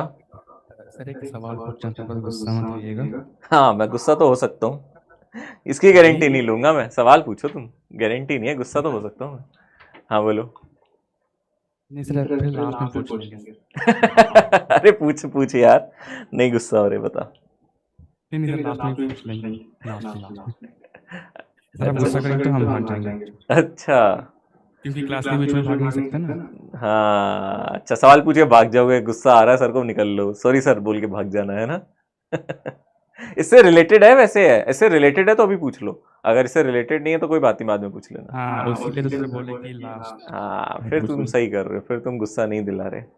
अब आ जाओ भाई, यहाँ आ जाओ, ठीक है। अब मान लो बेटा आपने यहाँ किसी वेलोसिटी v1 से इसको आगे की तरफ किया और v1 हमारी किससे ज्यादा है, बोलो √5 से ज्यादा है ना। तो डेफिनेटली आप कहीं जब यहां पहुंच जाओगे, अब आपका मन किया सर यहां टेंशन निकाल दो, है ना, ठीक है ना, तुम्हारा मन किया कि सर हमें बता दो, क्वेश्चन में एंगल तो देगा आपको, मान लो आपको ये एंगल दे दिया, थीटा एंगल है ना, 37, 53 कोई भी एंगल दे दिया क्वेश्चन में और बोला यहाँ टेंशन निकालो, तो यहाँ टेंशन लग तो ऐसी ही रही होगी और mg कहाँ लग रहा होगा, नीचे, है ना, mg लग रहा होगा नीचे। और आप देखो ध्यान से, अगर ये एंगल थीटा है तो ये वाला एंगल भी ऑल्टरनेट है, थीटा ही होगा।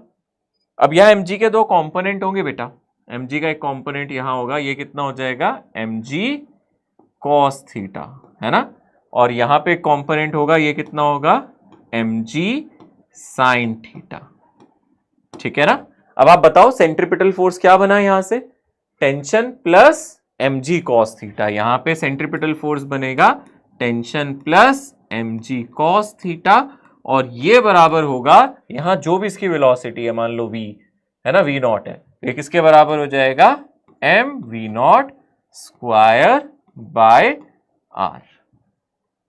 अब कोई बच्चा ये कह सकता है कि सर यहां वेलोसिटी निकालेंगे कैसे, अगर मुझे v1 पता है तो v0 एनर्जी कंजर्वेशन से आ सकता है। अगर आप सोच रहे हो कि सर v1 दिया हो और v0 भी तो चाहिए होगा, तो इसके लिए हमें थोड़ी सी एनर्जी कंजर्वेशन लगानी पड़ेगी।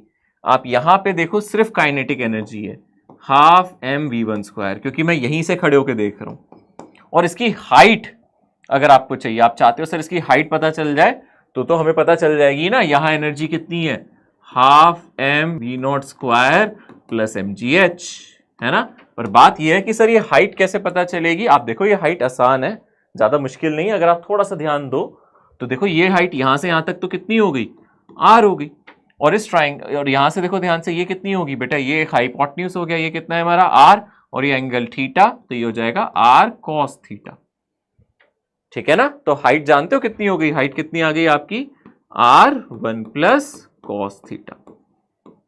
ठीक है, अब आप इन दोनों को इक्वेट करके वी नॉट निकाल सकते हो। इन दोनों से वी नॉट निकल सकता है, कैसे निकल सकता है, half M V naught square plus M G H की जगह r1 प्लस कॉस थीटा किसके बराबर होगा, half M V one square. थोड़ी सी अब कैलकुलेशन जरूर करनी पड़ेगी, बट यहां से आप वी नॉट या वी नॉट स्क्वायर की वैल्यू कैलकुलेट कर सकते हो। ये कर लिया, फिर इस वी नॉट स्क्वायर को यहां डाल दोगे तो टेंशन आ जाएगा। थोड़ा सा लंबा प्रोसेस है ना, इसलिए मैंने देखा नीट में इतना नहीं पूछता वो कभी भी, इसलिए नीट में ज्यादातर यहां पूछ लेता है, यहां पूछ लेता है, थीटा वाले क्वेश्चन देता नहीं है। फिर भी आप लिख लो अपने लिए कि हाँ चलो सर मान लो कभी आ गया तो हम कैसे करेंगे।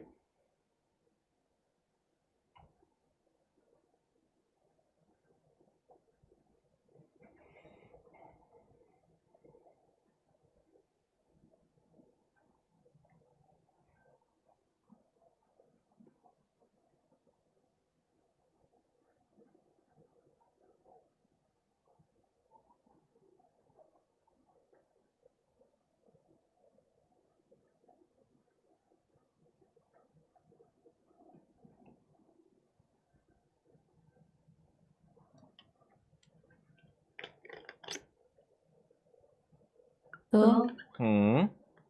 सर आपने वो ब्लू पेन में जो लिखा है ना, एक बार फिर से समझा दीजिए। एनर्जी कंजर्वेशन वाला बेटा, बेटा Yes, यहाँ sir. यहाँ वेलोसिटी बताओ कितनी है हमारी, बोलो बोलो बच्चे कितनी है। हाँ वेलोसिटी सिर्फ v1 है ना। तो फिर यहाँ काइनेटिक यहाँ एनर्जी क्या होगी, देखो पोटेंशियल प्लस काइनेटिक होती है, पोटेंशियल नहीं ले रहे ना हम यहाँ खड़े होके, तो यहाँ क्या आ गई बोलो, एनर्जी कितनी आ गई, हाफ एम v1 स्क्वायर। ये कौन सी एनर्जी होती है बेटा, काइनेटिक। पोटेंशियल क्यों जीरो है, क्योंकि सर आपके यहाँ से हाइट जीरो है ना। अब बेटा इसकी हाइट हमने यहाँ निकाल ली ना, यहाँ हाइट कैसे निकाली देखा आपने बेटा कैसे, ये यहाँ से सेंटर से यहाँ तक का डिस्टेंस कितना है बेटा, r है ना, और ये यहाँ से यहाँ तक इसकी रेडियस है r, और आपको पता है ये एंगल थीटा है, तो आप इसका कॉम्पोनेंट ले सकते हो। इस ट्राइंगल को देखो ना बेटा ध्यान से, इस ट्राइंगल में आप ग्रीन कलर से अगर मैं दिखाऊं, आप इसका कॉम्पोनेंट ले सकते हो ना बेटा। अगर ये r है तो ये होगा r cos थीटा, और ये क्या होगा r sin थीटा होगा ना। तो पर हमें तो बेटा ये चाहिए, देखो ये r cos थीटा हो गया प्लस r, तो क्या ये टोटल हाइट आ जाएगी h, मतलब r plus r cos theta, इसलिए मैंने इसको r1 प्लस cos थीटा लिख दिया, r को कॉमन लेके। हाइट समझ में आई बेटा आपको? Yes sir. अब बेटा यहाँ आपने बोला था energy half M V one square है, यहाँ जाके इसकी स्पीड मैंने वी नॉट मान ली बेटे, तो इसकी काइनेटिक एनर्जी यहाँ कितनी होगी, half M V naught square. पर यहाँ पोटेंशियल एनर्जी भी होगी क्योंकि हाइट है एम जी एच, और एच को हमने निकालना सीख लिया है, r1 प्लस कॉस थीटा। अब मैंने क्या करा, एनर्जी कंजर्वेशन से इनको इक्वेट कर दिया कि जो एनर्जी यहाँ है, मतलब कि ये total energy half M V naught square plus M G H की जगह r1 प्लस कॉस थीटा लिख दिया है, ये किसके बराबर होगी, half M V one square के, मतलब यहाँ वाली एनर्जी के। एनर्जी कंजर्वेशन है बेटा ये, मैकेनिकल एनर्जी याद है ना, मैकेनिकल एनर्जी का कंजर्वेशन है। और यहाँ से आपको बस सॉल्व करना है, आप एम तो देखो कट ही जाएंगे वैसे भी, है ना। यहाँ से अगर आपको क्वेश्चन में cos थीटा दे दे, मान लो cos 37, तो ये कैलकुलेशन आसान हो जाएगी। यहाँ देखने में आपको लग रहा है पता नहीं कैसे आएगा, बहुत आसान होगी। आप g की जगह 10 डाल दोगे, cos थीटा की जगह उसकी वैल्यू डाल दोगे, r की जगह उसकी वैल्यू डाल दोगे, यहाँ से v नॉट आ जाएगा। एक बार आपने v नॉट निकाला, फिर इस इक्वेशन में डाल के टेंशन आ जाएगा। ठीक है, थैंक यू सर। ओके बच्चे।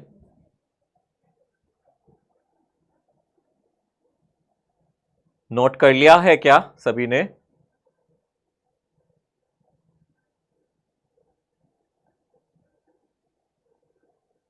Done sir. डन ना, पक्का अब तक तो हो गया होगा। ठीक है, चलो ये क्वेश्चन कर सकते हो।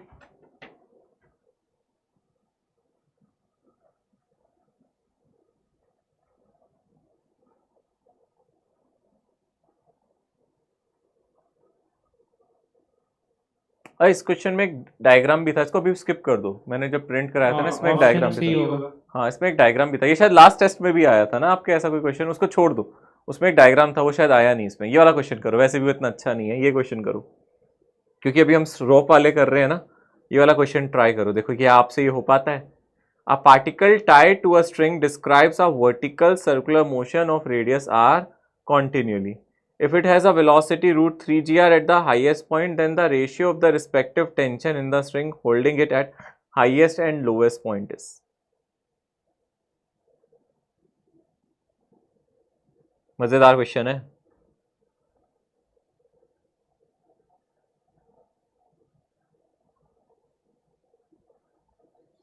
वन मिनट का टाइम दे रहा हूं मैं सभी को, है ना, थोड़ा ज्यादा भी दे सकता हूं, ठीक है। ट्राई कर लो, पहले सभी कोशिश कर लो, देखो क्या दिया है, एटलीस्ट डायग्राम तक तो पहुंचो, तभी तो मुझे लगेगा कि हाँ आप कर रहे हो, ट्राई कोशिश कर रहे हो।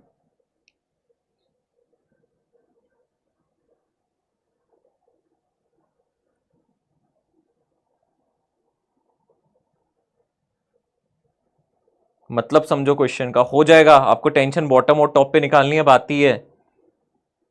टॉप पे वेलोसिटी दे दी है, बॉटम पे निकालो पहले कितनी है, फिर देखो क्वेश्चन आसानी से होगा।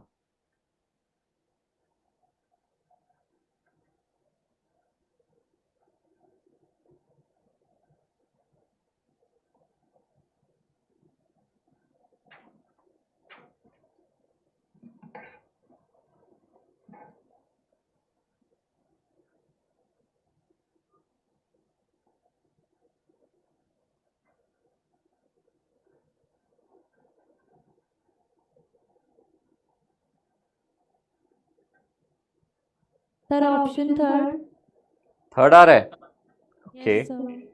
देखते हैं। मुझे इसका आंसर याद नहीं है, मेरे को देखना पड़ेगा, एक बार करके देखता हूं मैं क्या आता है।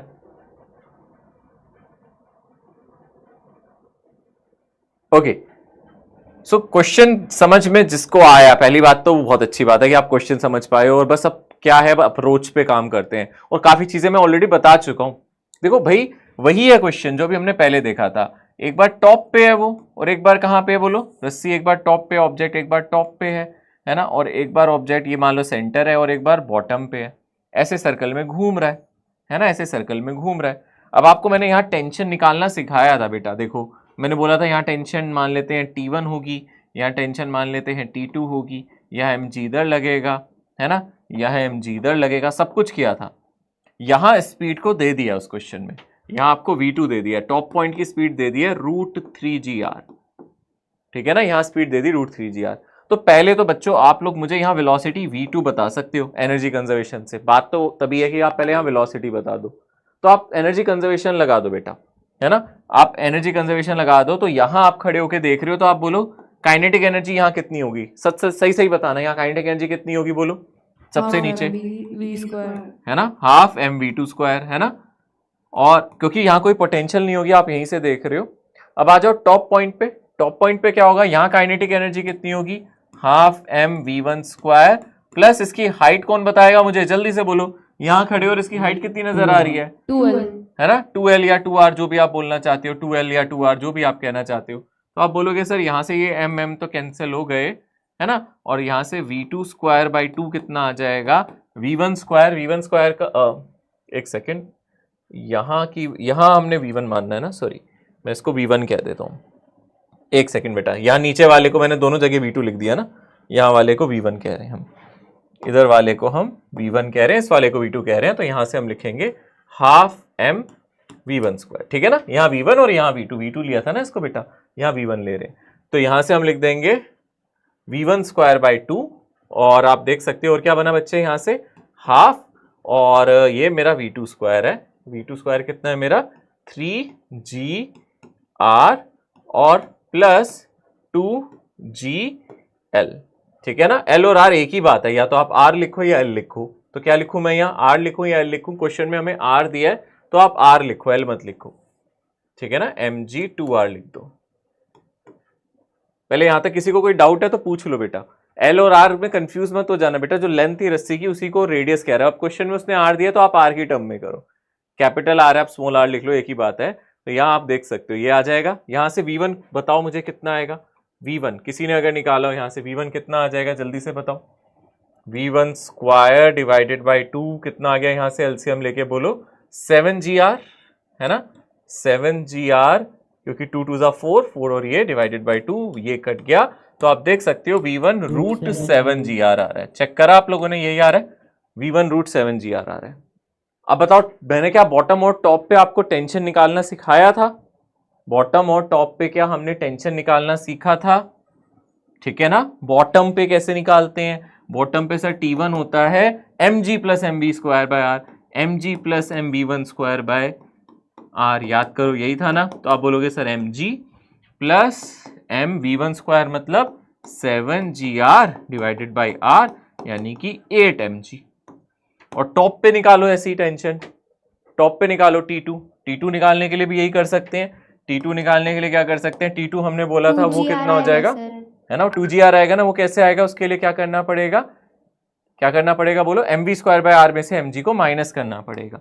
यहाँ M V two square by R में से mg को माइनस करना है, ये हमने सीखा था। यहाँ से आ जाएगा 3mg माइनस mg यानी कि 2mg, और बस रेशियो ले लो, खत्म। 1:4 आ जाएगा यहाँ से आंसर, देख सकते हो आप। टॉप का बॉटम से लेना है या बॉटम का टॉप से, टॉप का बॉटम से, तो ये आ जाएगा 1/4।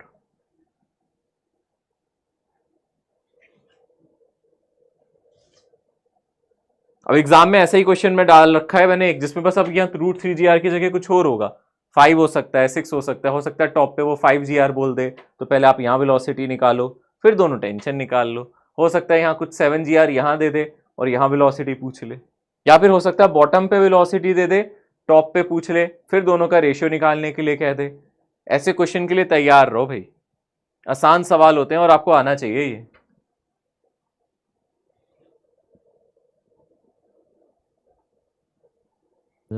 जी बेटा, एग्जाम में पावर से क्वेश्चन नहीं आएगा क्या? पावर से रिलेटेड ऐसे डायरेक्ट कोई क्वेश्चन नहीं है, नहीं वर्क पावर एनर्जी में मतलब नहीं, वर्क का आ सकता है, क्योंकि वर्क सेंटर यार मैंने पहले बोला सर्कुलर मोशन कोई अलग टॉपिक थोड़ा है, इसको तो आपको न्यूटन्स लॉ में भी अप्लाई करना है, वर्क पर एनर्जी में भी करना है, बट इसमें कोई पावर का क्वेश्चन नहीं बनेगा, पर एनर्जी कंजर्वेशन का तो बन सकता है बेटा, पावर का नहीं आ सकता। मतलब क्वेश्चन जो भी होगा मतलब सर्कल से रिलेटेड सर्कल से रिलेटेड होगा। अब सर्कल में हो सकता है न्यूटन्स लॉ लग रहा हो सकता है वर्क पर एनर्जी लग रहा हो, है ना, ठीक है, वो टूल है, कुछ नहीं होगा। हाँ, कि किससे रिलेटेड बेटा, यानी कुछ लीनियरली नहीं होगा, सब सर्कल का ही होगा। हाँ सर्कल से होगा, हाँ मतलब हर क्वेश्चन में सर्कुलर मोशन जरूर होगा। ठीक है, ट्रांसलेशन वाले नहीं होंगे, सर्कुलर वाले ही होंगे बेटा। चलें आगे बढ़ेंगे, नोट कर लिया सभी ने, पक्का बेटा सीख लो। अभी भी किसी को कोई डाउट हो भाई आराम से देखो, एनर्जी कंजर्वेशन लगा के आप वेलोसिटी रिलेट कर सकते हो। यहां टेंशन याद कर लो बेटे, यहां टेंशन क्या होता है mg plus M B square by R, यहां टेंशन क्या होता है M B square by R minus mg, ठीक है ना, बट यहां वेलोसिटी अलग होती है, यहां वेलोसिटी अलग होती है। मैं आगे बढ़ रहा हूं अब, ओके। अब देखो क्वेश्चन अच्छा है, a particle describes a horizontal circle in a conical funnel. Conical funnel का मतलब क्या होता है, ऐसे जैसे एक फनल होती है ना, इस तरीके से कॉनिकल फनल टाइप कोई ऑब्जेक्ट है, मान लो ऐसे कोन है, जैसे आइसक्रीम का कोन ही ले लो, कॉनिकल फनल टाइप हमारा एक ऑब्जेक्ट है, ठीक है। इसमें वो क्या कह रहा है, क्वेश्चन को अगर हम ध्यान से देखें, क्वेश्चन में क्या कह रहा है, a particle describes a horizontal funnel in a conical horizontal circle in a conical funnel whose internal surface is smooth with a speed इतना, what is the height of the plane of the circle from vertex। अब वो कह रहा है कि मान लो कोई particle है, कोई पेबल टाइप मान लो, एक आप यहाँ कंचा मान लो, कोई ऑब्जेक्ट मान लो, और वो इसमें सर्कल में घूम रहा है, हॉरिजॉन्टल सर्कल में घूम रहा है, ऐसे घूम रहा है, ठीक है ना, किसी रेडियस में घूम रहा है, लेटर से वो रेडियस मैंने आर ले ली। अब आपसे क्या पूछ रहा है, ये कितनी हाइट पे घूम रहा होगा, यानी कि आपसे पूछ रहा है इसकी जो लंबाई है, मतलब किस हाइट पे है, इसकी जो हाइट है वो कितनी होगी, इसकी कितनी ऊंचाई होगी, ठीक है ना, हमसे ये क्वेश्चन में पूछ रहे हैं। तो क्वेश्चन बहुत आसान है, ये बिल्कुल वैसा ही है जैसे हम बैंकिंग ऑफ रोड में करते थे। ये देखा जाए, देखने में आप सोचोगे सर ये कहाँ से बैंकिंग ऑफ रोड है, मैं दिखाता हूँ कैसे बैंकिंग ऑफ रोड है। अगर आप ध्यान से देखो, मैं यहां से अगर ये वाला एंगल थीटा मान लू बेटा, सोचो ये वाला एंगल मैं थीटा मान लू, थोड़ी सी कंस्ट्रक्शन करूंगा, मान लो ये एंगल मैं थीटा मान लू, है ना, तो आप कह सकते हो कि सर ये वाला एंगल थीटा है, तो ये नॉर्मल भी इसके साथ थीटा एंगल ही बनाएगी। अगर ये नॉर्मल है तो ये भी एंगल यहां से क्या बनाएगी, थीटा। ये कैसे आया, मुझे कैसे पता चला ये थीटा होगा बेटा, ये अगर थीटा है तो ये 90 होगा, ये वाला एंगल मेरा 90 माइनस थीटा होगा, ये वाला एंगल मेरा 90 माइनस थीटा होगा, ये वाला एंगल मेरा थीटा होगा, ये वाला एंगल 90 माइनस थीटा, तो ये एंगल फिर से थीटा। दोबारा देख लो, अगर मैंने ये थीटा एंगल मान लिया नीचे से तो ये 90 होगा, ये 90 माइनस थीटा होगा, और ये वाला एंगल मेरा कितना होगा, एक 90 माइनस थीटा तो ये वाला थीटा, ये थीटा तो ये वाला 90 माइनस थीटा तो ये वाला एंगल हो जाएगा मेरा थीटा। ठीक है ना, समझ रहे हो अच्छी तरीके से। ये कुछ इस तरीके से हो गया। तो अब सिंपल है, अब ये बिल्कुल बैंकिंग ऑफ रोड जैसा है, क्योंकि बैंकिंग ऑफ रोड में भी हम यही करते थे। अगर आपको याद हो, अगर नॉर्मल का एंगल यहां बन रहा है तो आप जानते हो ये कितना हो जाएगा, ये हो जाएगा n साइन थीटा, और ऊपर कितना हो जाएगा, याद है, n cos theta. Same result आएगा। यहां से आपका n cos थीटा किसको बैलेंस कर लेगा, नीचे क्या लग रहा होगा यहाँ पेबल का, mg, नीचे क्या लग रहा होगा बच्चे, mg, यानी अच्छा n cos थीटा तो mg के इक्वल है, और n साइन थीटा किसके इक्वल हो जाएगा, आप देखो यहां से n साइन थीटा किसके इक्वल हो जाएगा, mv स्क्वायर बाय आर के। n साइन थीटा किसके इक्वल हो जाएगा, mv square by R. R का मतलब है यहां से रेडियस, किसके इक्वल हो जाएगा, mv square by R radius. तो क्या वही आंसर आ गया जो हमने पहले पढ़ा था, tan theta is v square by R ji. Ratio ले रहा हूं मैं, रेशियो मतलब ये फर्स्ट इक्वेशन है, ये सेकंड है बेटा। मैं फर्स्ट इक्वेशन को सेकंड से डिवाइड करूंगा तो n से n कट जाएगा, sine theta by cos theta, tan theta, m से m कट जाएगा, आ जाएगा v स्क्वायर बाय आर जी। तो ये तो आपको, ये तो सर हम जानते थे डायरेक्टली, ये तो हमने पहले ही पढ़ा हुआ है, पढ़ा है ना आप लोगों ने बैंकिंग ऑफ रोड में। ये भी कुछ वैसा सही हो गया सर डायरेक्टली। और पर अब इस ट्राइंगल से देखो, इस ट्राइंगल से आप मुझे टेन थीटा बता सकते हो। देखो यहाँ जो ट्राइंगल बन रहा है, अगर आप ध्यान से देखो, या फिर ये वाला ट्राइंगल देख लो, नहीं तो इस ट्राइंगल से बता दो। अंदर भी एक ट्राइंगल बन रहा है, दोनों सेम ही है, आप इस ट्राइंगल से बता सकते हो। आप कहोगे सर ये हाइट है h, ये रेडियस है r, और अगर आप ध्यान से देखोगे ये एंगल हमारा थीटा है। देखो मैं यहाँ ट्राइंगल दिखा रहा हूँ, ये ट्राइंगल जो बन रहा है ये ऐसे है ना, ये एंगल हमने बोला था थीटा है, ये हमारा h है, ये मेरा r है। यहाँ से टेन थीटा कितना आएगा, जल्दी से बताओ कितना आएगा, बोलो, h बाई आर, है ना, यही आएगा ना, h by R perpendicular upon base. और ये किसके इक्वल है, बोलो, ये किसके इक्वल है, v स्क्वायर बाय आर जी के। तो r से r कैंसिल हो जाएगा, h क्या आ जाएगा, v स्क्वायर बाय जी। समझ में आ रहा है, h कितना आ जाएगा आपका, v स्क्वायर बाय जी। अब इसका आंसर आ जाएगा आपके सामने, सर 2.5 सेंटीमीटर। चेक करो, 0.25, हाँ 0.25, हाँ 0.25 आ जाएगा। पूछ सकता है जिसको डाउट हो। स्पीड मीटर में और ऑप्शन सेंटीमीटर में सर 2.5 सेंटीमीटर आ रहा था। नहीं नहीं, v स्क्वायर बाय करो ना, देखो h क्या है मेरा, v स्क्वायर कितना हो गया, 0.5 का स्क्वायर करो, क्या आएगा 0.5 का स्क्वायर, 0.25, नहीं एक मिनट, 0.5 का स्क्वायर करोगे तो 0.25, अच्छा डिवाइडेड बाय, ऑप्शन 4 होगा। ऑप्शन 4 होगा। एक सेकंड, डेढ़ हो जाएगा आंसर। अच्छा वो मीटर में आ रहा है ना, ओके ओके ओके वही। ओके, हाँ एक सेकंड, लेट मी चेक, क्योंकि सभी ऑप्शन में 0.25 है, एक बार चेक कर लेता हूँ, रुको। अच्छा ये इसमें आ जाएगा 0.25, ये आ जाएगा अपना डिवाइडेड बाय 10, है ना, यही आएगा ना बेटा, पर ये कितना आ जाएगा 0.025, और इसको आपको मल्टीप्लाई करना पड़ेगा किससे, 100 से, ताकि ये सेंटीमीटर में आ जाए। हाँ फिर ठीक है, फिर कौन सा ऑप्शन आ जाएगा, डी, ठीक है, फोर्थ ऑप्शन आ जाएगा। ठीक है, सही है, जी भी है ना डिवाइड में, तो 0.25 पर वो हमारा मीटर में आएगा आंसर, 0.25 हमारा आंसर आएगा, 0.25 डिवाइडेड बाई 10 मीटर, है ना, ये मीटर में आ रहा है, तो हम इसको सेंटीमीटर में कन्वर्ट करना है। तो ठीक है, ये 100 से मल्टीप्लाई करोगे तो कितना आ जाएगा आपका, 0 यहां से आ जाएगा 2.5, ठीक है, सही है, बिल्कुल ठीक है, 2.5 सही आंसर है इसका। सर जी बेटा, सर वो जो एंगल डिवीजन थोड़ा दोबारा बोल देंगे। चलो मैं एंगल दोबारा दिखाता हूँ आपको, बड़ा सा डायग्राम बना के, किसी को अगर एंगल में डाउट है ना, मैसअप हो गया ना, तो कोई दिक्कत नहीं है, भाई, कोई दिक्कत नहीं है, समझने के लिए कोई हर्ज नहीं है। आप देखो ध्यान से, यहाँ पे एक बॉल थी, है ना, अच्छा सा सुंदर डायग्राम बनाते हैं, और ये रिवॉल्व कर रही थी इस तरीके से इस सर्कल में, ठीक है ना। इस सर्कल का रेडियस बोलो, हमने क्या मान लिया, आर मान लिया, ठीक है। और अगर आप ध्यान से देखो, आपने ना बच्चे यहां से, ये हॉरिजॉन्टल से इस एंगल को क्या मान लिया मैंने, थीटा, ठीक है ना। अब ये डायग्राम अगर मैं बनाता हूं तो ये कितना होगा, बोलो 90, थीटा 90, तो ये तीसरा एंगल क्या होगा, तीनों का सम 180 होना चाहिए, तो ऑटोमेटिकली एंगल पता है कितना बन जाएगा, 90 माइनस थीटा, ठीक है। अब आप खुद सोचो, ये अगर मैं इस टोटल एंगल की बात करूं, इसकी और इसकी, देखो इसके रेडियस की और इसकी, इसमें एंगल 90 है, तो ये वाला एंगल जो होगा रेडियस से, जो इसका एंगल होगा वो कितना होगा, बोलो 90 माइनस थीटा। ये एंगल कितना होगा 90 माइनस थीटा। और अगर मैं ध्यान से देखूं, ओ सॉरी थीटा, 90 माइनस थीटा नहीं, थीटा होगा ना सर? मैंने 90 माइनस थीटा तो ये लिया ना, तो ये एंगल कितना होगा हाँ। थीटा होगा। ठीक है, और फिर हम यहाँ बनाएंगे क्या, नॉर्मल रिएक्शन। यहाँ क्या बनाएंगे, नॉर्मल रिएक्शन, नॉर्मल। है ना। तो नॉर्मल रिएक्शन का इससे रेडियस से कितना एंगल आएगा, अगर हम ध्यान से देखेंगे इससे ये एंगल कितना आ जाएगा फिर से, क्योंकि एक थीटा तो दूसरा 90 माइनस थीटा, ये वाला आ जाएगा आपका 90 माइनस थीटा, तो ये वाला एंगल कितना हो जाएगा अपना theta.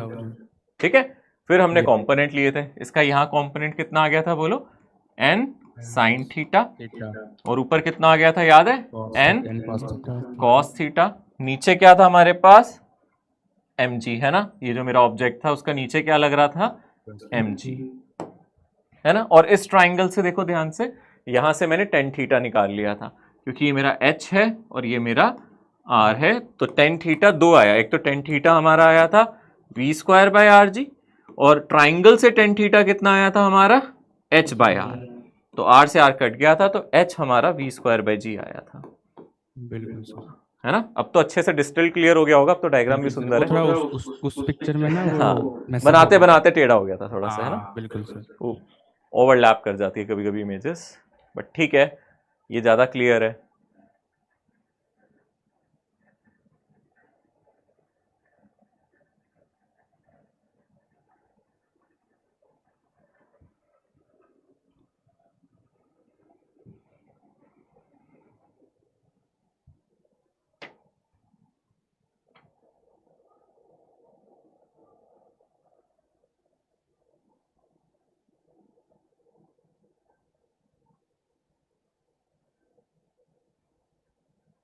Done, noted, yes sir.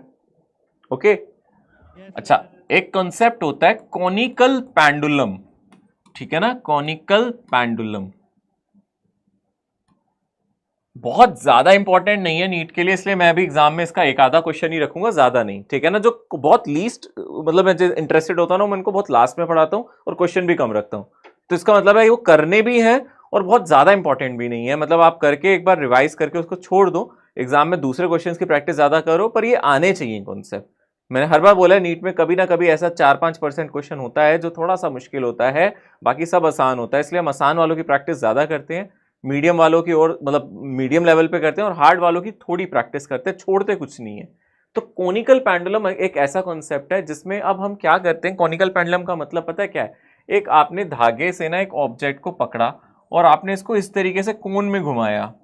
कभी किया आपने ऐसे, ऐसे धागे को पकड़ के ऐसे ऐसे ऐसे घुमा सकते हो ना, समझ रहे हो कैसे घुमा रहा है वो, मतलब ये क्या बन रहा है, रस्सी के साथ एक कोन बन रहा है। मैं ऑब्जेक्ट को दिखाऊं तो ये कोन में मूव कर रहा है, लाइक दिस, कि अगर यहाँ पे हमारा ऑब्जेक्ट है, मेरा ऑब्जेक्ट इधर है, तो ये कोन में घूम रहा है, वर्टिकल कोन में इस तरीके से रोटेट कर रहा है, it is rotating like this, ठीक है ना, ये इस कोन में रोटेट कर रहा है ना, ठीक है ना। इसका सेंटर कहीं यहां होगा, समझ में आ रहा है, यहां से हिंज पॉइंट है, और मान लेते हैं ये जो इसकी लंबाई है वो कितनी है, L है। इसको हम बोलते हैं कॉनिकल पेंडुलम। समझ में आ रहा है कॉनिकल पेंडुलम क्या है, इसका मोशन एक कोन में हो रहा है, एक प्लेन में हो रहा है, ठीक है ना, इस तरीके से इसको ऐसे ऐसे ऐसे ऐसे घुमाया जा रहा है, तो इसको हम बोलते हैं कॉनिकल पेंडुलम। मतलब ऑब्जेक्ट कभी यहां होगा, मतलब यहां ये सर्कल में भी है, आप देख सकते हो इस तरीके से सर्कल में घूम रहा है, बट इसको कॉनिकल पेंडुलम कहते हैं, क्योंकि ये कोन, जैसे कोन की सरफेस होता है उस पर घूमेगा। और यहां से ये जो एंगल बना रहा है, इस एंगल को लेटस से मैंने कितना ले लिया, यहां से इसका जो एंगल है दैट एंगल इज थीटा, ठीक है। सो अगर यहां से मैं ध्यान से देखूं, यहां पे मैं कंपोनेंट बहुत इजी ले सकता हूं। अगर ये टेंशन है मेरी T, अगर ये मेरी टेंशन है T, तो इसके कंपोनेंट हम ले सकते हैं, ऊपर की तरफ टेंशन का एक कंपोनेंट आएगा, क्योंकि ये एंगल भी थीटा होगा। डायग्राम क्लियर है ना बेटा, अगर यहाँ टेंशन लग रही है तो अगर ये एंगल थीटा है तो यहाँ भी थीटा होगा, तो टेंशन का ऊपर वाला कंपोनेंट बताओगे बच्चों कितना होगा मुझे, T cos theta, very good. और एक टेंशन का कंपोनेंट सेंटर की तरफ लगेगा, ये क्या होगा बोलो, T sin थीटा। ये होगा हमारा T sin थीटा। इसमें किसी को भी कोई डाउट हो भी पूछ लो, बहुत आसान है। देखो रस्सी है, ये एंगल थीटा है, तो ये वाला एंगल थीटा होगा, तो ऊपर वाला cos और ये वाला sin। तो इसमें से सेंट्रीपिटल फोर्स कौन सा है हमारा, T sin थीटा या T cos थीटा, सेंटर की तरफ कौन है, T sin थीटा। तो आप डेफिनेटली कहोगे सर सेंटर की तरफ तो T sin थीटा ही है, तो T sin थीटा किसके इक्वल होगा, आप बोलोगे sir mv square bye r। But बहुत ध्यान से देखना, यहाँ आर और एल रिलेटेड है। आप देख सकते हो रस्सी की जो लंबाई है और रेडियस एक दूसरे से रिलेटेड क्यों है? क्योंकि हमें यहाँ कुछ एंगल पता है, दिख रहा है आपको? इस ट्राइंगल को ध्यान से देखो, हाँ यहां से इस ट्राइंगल में ये लंबाई एल और रेडियस रिलेटेड है। अगर आप ध्यान से देखो ट्राइंगल में एल साइन थीटा ही रेडियस है, इस ट्राइंगल का एल साइन थीटा ही रेडियस है। समझ रहे हो अच्छी तरीके से? ये बात क्लियर हो गई? Yes sir. ठीक है ना? यहां से जो मेरा एल साइन थीटा आएगा that will be the radius of the circle. ठीक है ना? तो आप रेडियस को एल साइन थीटा से रिप्लेस कर सकते हो यहां। ओके, अच्छे से देख लो, किसी को कोई डाउट हो अभी पूछ ले, अभी पूछ ले, इसमें कोई डाउट हो कहीं से भी, लगे कि सर नहीं समझ में आ रहा, अभी पूछ लो, कोई दिक्कत नहीं है, मैं बता दूंगा। और अगर हमें क्वेश्चन में ओमेगा दिया हो, अगर वेलोसिटी दे रखी है v, तो ये इक्वेशन लिखनी है। अगर ओमेगा दे रखा है तो हम क्या लिख सकते हैं उस केस में? m r ओमेगा स्क्वायर, ये इक्वेशन हम देख सकते हैं t साइन थीटा के लिए। अब t cos थीटा का क्या होगा सर? वो किससे बैलेंस होगा? कौन बताएगा मुझे? वो किससे बैलेंस हो जाएगा? नीचे mg भी तो होगा, उसको क्यों भूल गए भाई? mg भी होगा ना। हाँ, t cos थीटा किसके बराबर होगा यहां से इस इक्वेशन में? mg के। t cos थीटा mg के बराबर हो जाएगा। ठीक है, अगर आपका मन है कि सर मुझे यहां से क्या निकालना है? थीटा निकालना है, टेन थीटा निकालना है, तो आप यहां से रेशियो लेके भी निकाल सकते हो। ठीक है ना? इन दोनों से हम टेन थीटा निकाल सकते हैं। अगर मैं इन दोनों इक्वेशन का रेशियो ले लूंगा तो मेरा टेन थीटा आ जाएगा, अगर क्वेश्चन में रेडियस दी है। ओके, इवन आप यहां आर को रिप्लेस कर सकते हो। अगर आप ध्यान से देखो, अगर ये इक्वेशन दी जाए, अगर क्वेश्चन में ओमेगा दिया जाए और ये इक्वेशन दी जाए, तो आप टेंशन डायरेक्टली निकाल सकते हो। पता है कैसे? आर को क्या लिख सकते हैं, देख रहे हो? L sine theta, sign theta cut जाएगा, टेंशन डायरेक्टली आ जाएगी यहां से। यानी कि अगर आप इन दोनों इक्वेशन को एक साथ यूज करो, क्वेश्चन में अगर ओमेगा दे दे, मतलब अगर आपको क्वेश्चन में बोले ओमेगा गिवन है, इसको जरूर लिख लेना साइड में, अगर क्वेश्चन में बोले ओमेगा गिवन है तो आप डायरेक्टली देख सकते हो टी साइन थीटा किसके इक्वल हो जाएगा? M L sine theta omega square के। साइन थीटा कट गया तो टेंशन हो जाएगा एम एल ओमेगा स्क्वायर के इक्वल। समझ में आ रहा है? अब क्वेश्चन पे डिपेंड करता है, क्वेश्चन में आपको क्या देता है। क्वेश्चन में v दे रहा है, ओमेगा दे रहा है, पर इक्वेशन यही दोनों बनेंगी। हम इन इक्वेशंस को सॉल्व कर लेंगे। इसको बोलते हैं कॉनिकल पेंडुलम। एक सवाल जरूर डालूंगा मैं एग्जाम में कॉनिकल पेंडुलम से, मैं अभी बता के चल रहा हूं, तो आप इसको बस एक बार देख लेना। एक क्वेश्चन जरूर डालूंगा मैं, पहले से बता के चल रहा हूं। सर जी बेटा। Sir tan theta is equals to v square by rg होगा ना? हाँ, v square by R G आप लिख सकते हो यहाँ से टेन थीटा को, बट r भी थीटा पे डिपेंड करता है, मैं इसलिए बोल रहा हूँ क्योंकि यहाँ जो r है वो थीटा से इंडिपेंडेंट नहीं है। मतलब क्वेश्चन में अगर आपको रेडियस दे दे तो आप टेन थीटा निकाल लोगे, अगर रेडियस ना दे सिर्फ एल दे तो दिक्कत हो जाएगी, है ना? तो थोड़ा ध्यान से करना है क्वेश्चन हमें। ठीक है, बट इक्वेशन सही बनेगी तो आपको एग्जाम में जब आप सुन एक मिनट बच्चे, जब आप ये इक्वेशन बना लोगे ना तो आप देखना आपको इतनी चीजें देगा कि आपसे क्वेश्चन सॉल्व हो जाएगा। या तो आपको क्वेश्चन में ओमेगा दे देगा तो आप डायरेक्टली कर लेना ऐसे, है ना? टेंशन निकालनी हो तो आप डायरेक्टली निकाल लोगे। ओमेगा दे दिया तो बेस्ट है, ऐसे क्वेश्चन अच्छे होते हैं जहाँ ओमेगा दे देता है, क्योंकि उसमें टेंशन डायरेक्टली आ जाती है बेटा यहाँ। ठीक है, थैंक यू सर। जी बेटा। सर ये तो कल के टेस्ट का हो गया, लेकिन नीट में क्या इससे ज्यादा क्वेश्चंस आते हैं? सर्कुलर मोशन से आ सकते हैं, क्योंकि सर्कुलर मोशन नहीं, सर ये वाला पार्ट कॉनिकल पेंडुलम से आज तक नहीं आया क्वेश्चन। ठीक है ना? पर वही बात है ना कि हर बार हम पढ़ाते जरूर हैं इसको, टॉपिक को, मैंने वही बोला, पर मैंने बिल्कुल लास्ट में पढ़ा रहा हूँ। क्यों पढ़ा रहा हूँ कि ऐसा नहीं है कि हो सकता है कोई साल पहला साल हो जाए, मान लो आपके साल में आ जाए, फिर आपको उसकी सर आपने पढ़ाया नहीं, क्योंकि जो सिलेबस में पढ़ना सब है अपने को, पता नहीं कौन से साल कौन नया टॉपिक दे दे वो उठा के, है ना? इसलिए जो जो रिपीटेशन पे होते हैं उनके क्वेश्चन ज्यादा, और जिन पे हमें लगता है कि प्रोबेबिलिटी है, ये टॉपिक ना कई टॉपिक है जो नीट और जेई के बीच में तैर रहे हैं, है ना? जेई वाले उसको उठा लेते हैं तो वो कहते हैं इजी क्वेश्चन है, और नीट वालों में आ जाते हैं तो कहते हैं सर डिफिकल्ट क्वेश्चन आ गया। तो उन टॉपिक्स को हम जरूर कवर करते हैं। ठीक है जी बेटा, कोई कुछ कह रहा था? सर जरूरी ना है कि जो एल साइन थीटा है वो रेडियस के बराबर होगा, वो थोड़ा सा लंबा हो जाए रेडियस से तो? नहीं बेटा, हॉरिजॉन्टल सर्कल में घूम रहा है ना, कौन का मतलब है हॉरिजॉन्टल सर्कल है बेटा।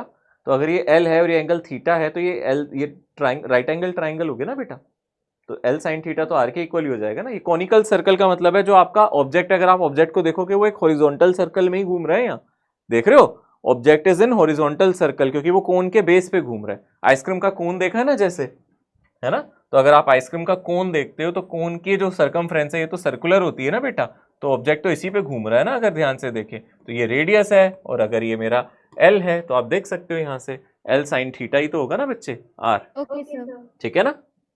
Yes sir. हाँ जी, सर वो एल साइन थीटा वाला मेरे को समझ में नहीं आया।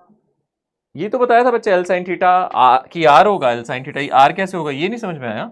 Yes sir. बेटा ट्राइंगल है, ये तो सिंपल ट्राइंगल है, जैसे ये सर्कल में घूम रहे हो आप, है ना, और आपने बोला बच्चे यहाँ से ये एक ट्राइंगल देख लो, ये वाला ट्राइंगल देख रहे हो बेटा, और अगर ये एंगल थीटा है, ये एल है, ये ट्राइंगल का हाइपोटेन्यूज हो गया, है ना, और ये मेरा क्या हो गया, अगर हम ध्यान से देखेंगे ये मेरा परपेंडिकुलर हो गया, R is perpendicular.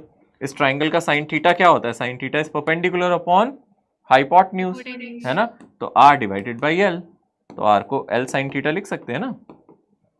Okay sir, thank you sir. Sir जी बेटा, सर आपने t equals to ml omega square लिखा, वो वाला थोड़ा सा बता दीजिए। क्यों बच्चे इसमें क्या दिक्कत है, हम ये लिख सकते हैं ना, T sine theta centripetal force है ना, है या नहीं बोलो, है ना, टी साइन थीटा क्या है बोलो, आप बोलो, T sine theta is centripetal force, और सेंट्रीपिटल फोर्स क्या होता है बेटा, M V square by R या फिर एम आर ओमेगा स्क्वायर होता है ना। तो बेटा आर की जगह मैंने यही तो डाल दिया ना, आर की जगह L sine theta omega square आ गया फिर, ठीक है ना, फिर साइन थीटा कट गया। ओके सर आप पिछला वाला स्लाइड थोड़ा सा दिखा दीजिए 2 सेकंड। पिछला वाला स्लाइड यानी कि ये वाला? नहीं सर, इससे पहले, हाँ हाँ यही वाला। यही वाला ना, यही वाला।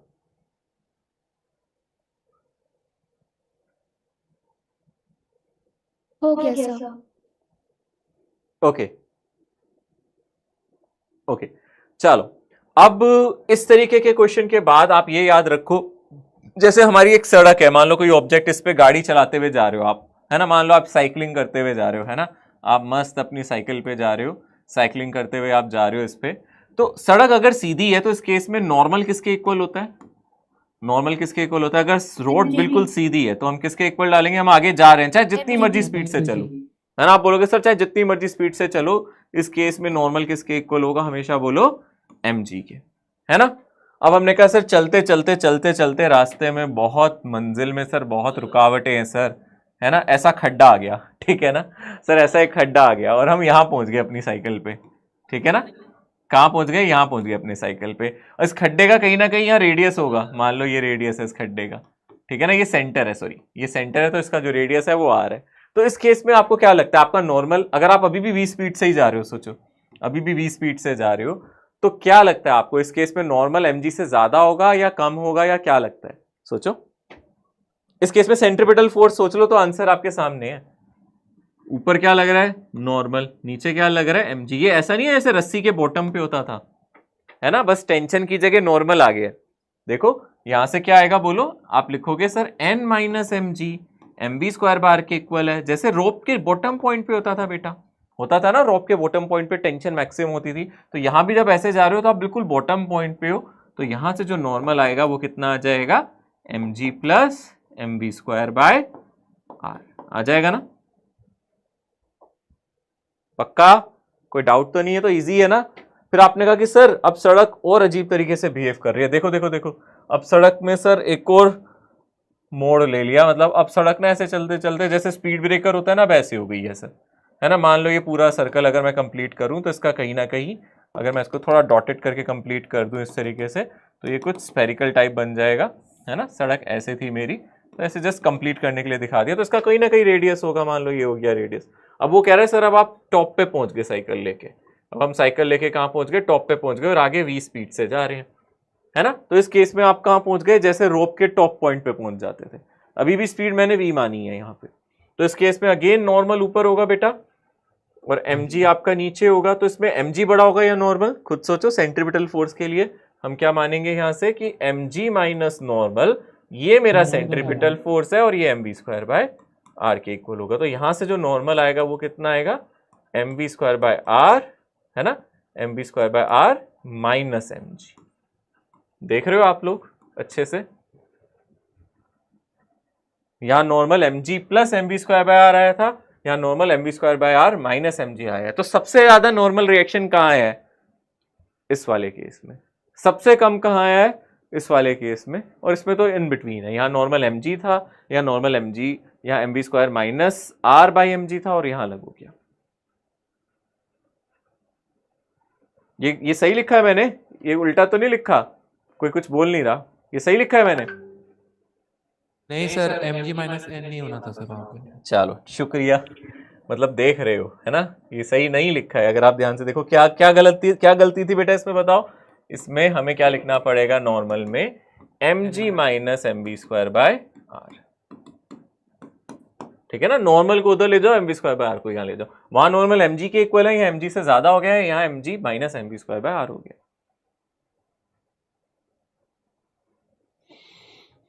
मैंने पीछे टेंशन वाले में भी तो सही लिखा था, उसमें गड़बड़ तो नहीं किया था? एक बार चेक किया था सभी ने? M G minus M B square by R ही लिखा था ना वहां भी टेंशन टॉप पे।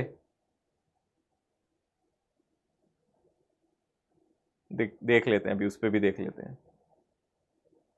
देखो जो हमने वहां टॉप पे और बॉटम पे टेंशन निकाली थी वहां चेक करो, वहां सही लिखा था।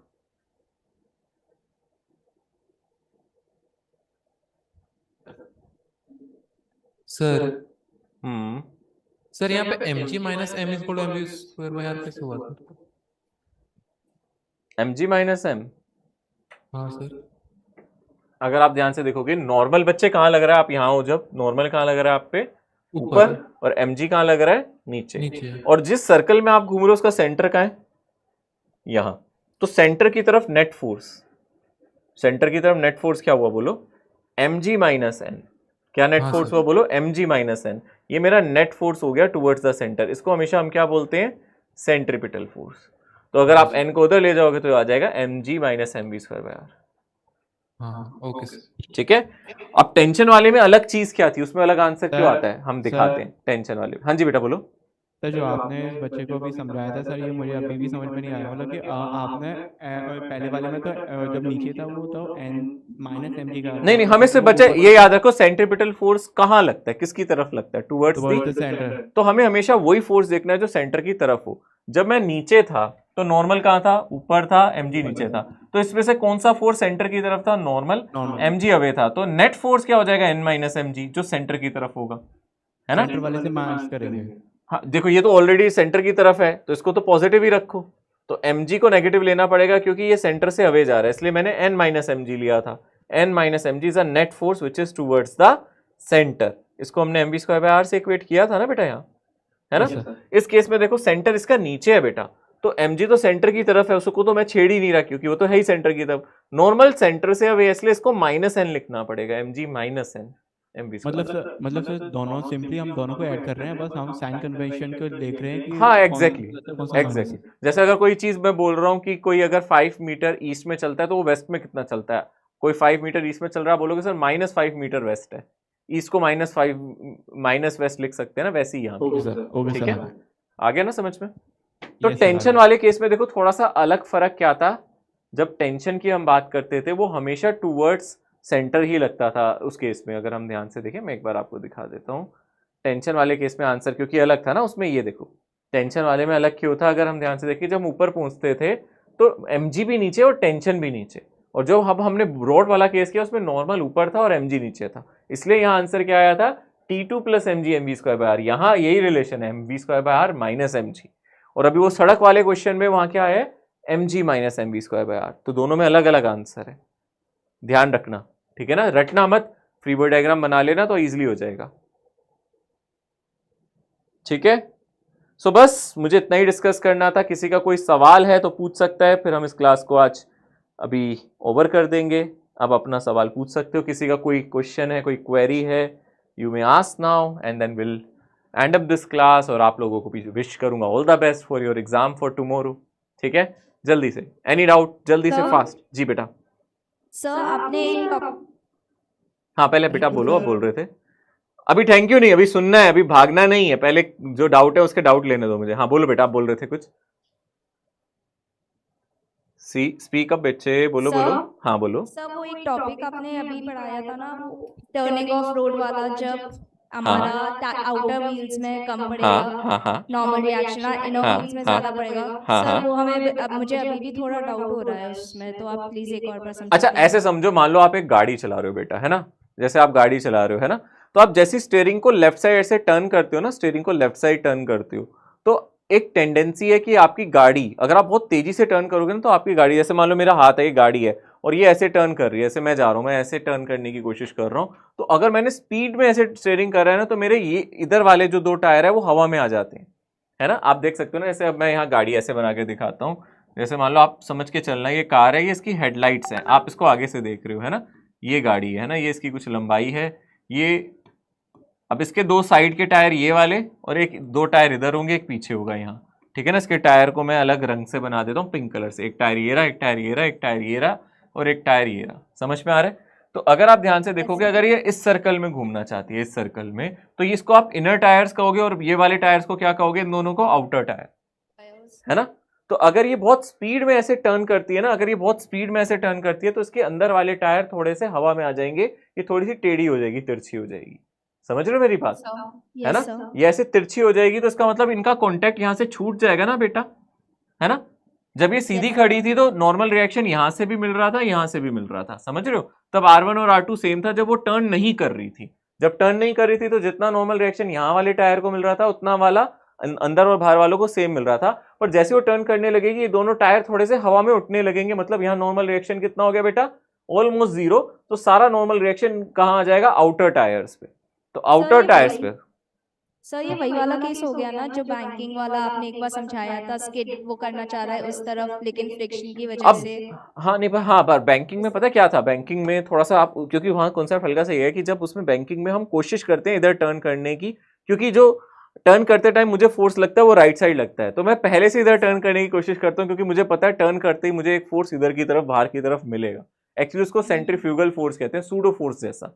आपको सोचो अगर कोई एक्सेलरेशन इधर है तो आपको सूडो रिएक्शन कहाँ मिलेगा, बाहर, है ना, ठीक है ना, उसको सूडो फोर्स भी कह सकते हो आप, यस सर, ओके ठीक है ना।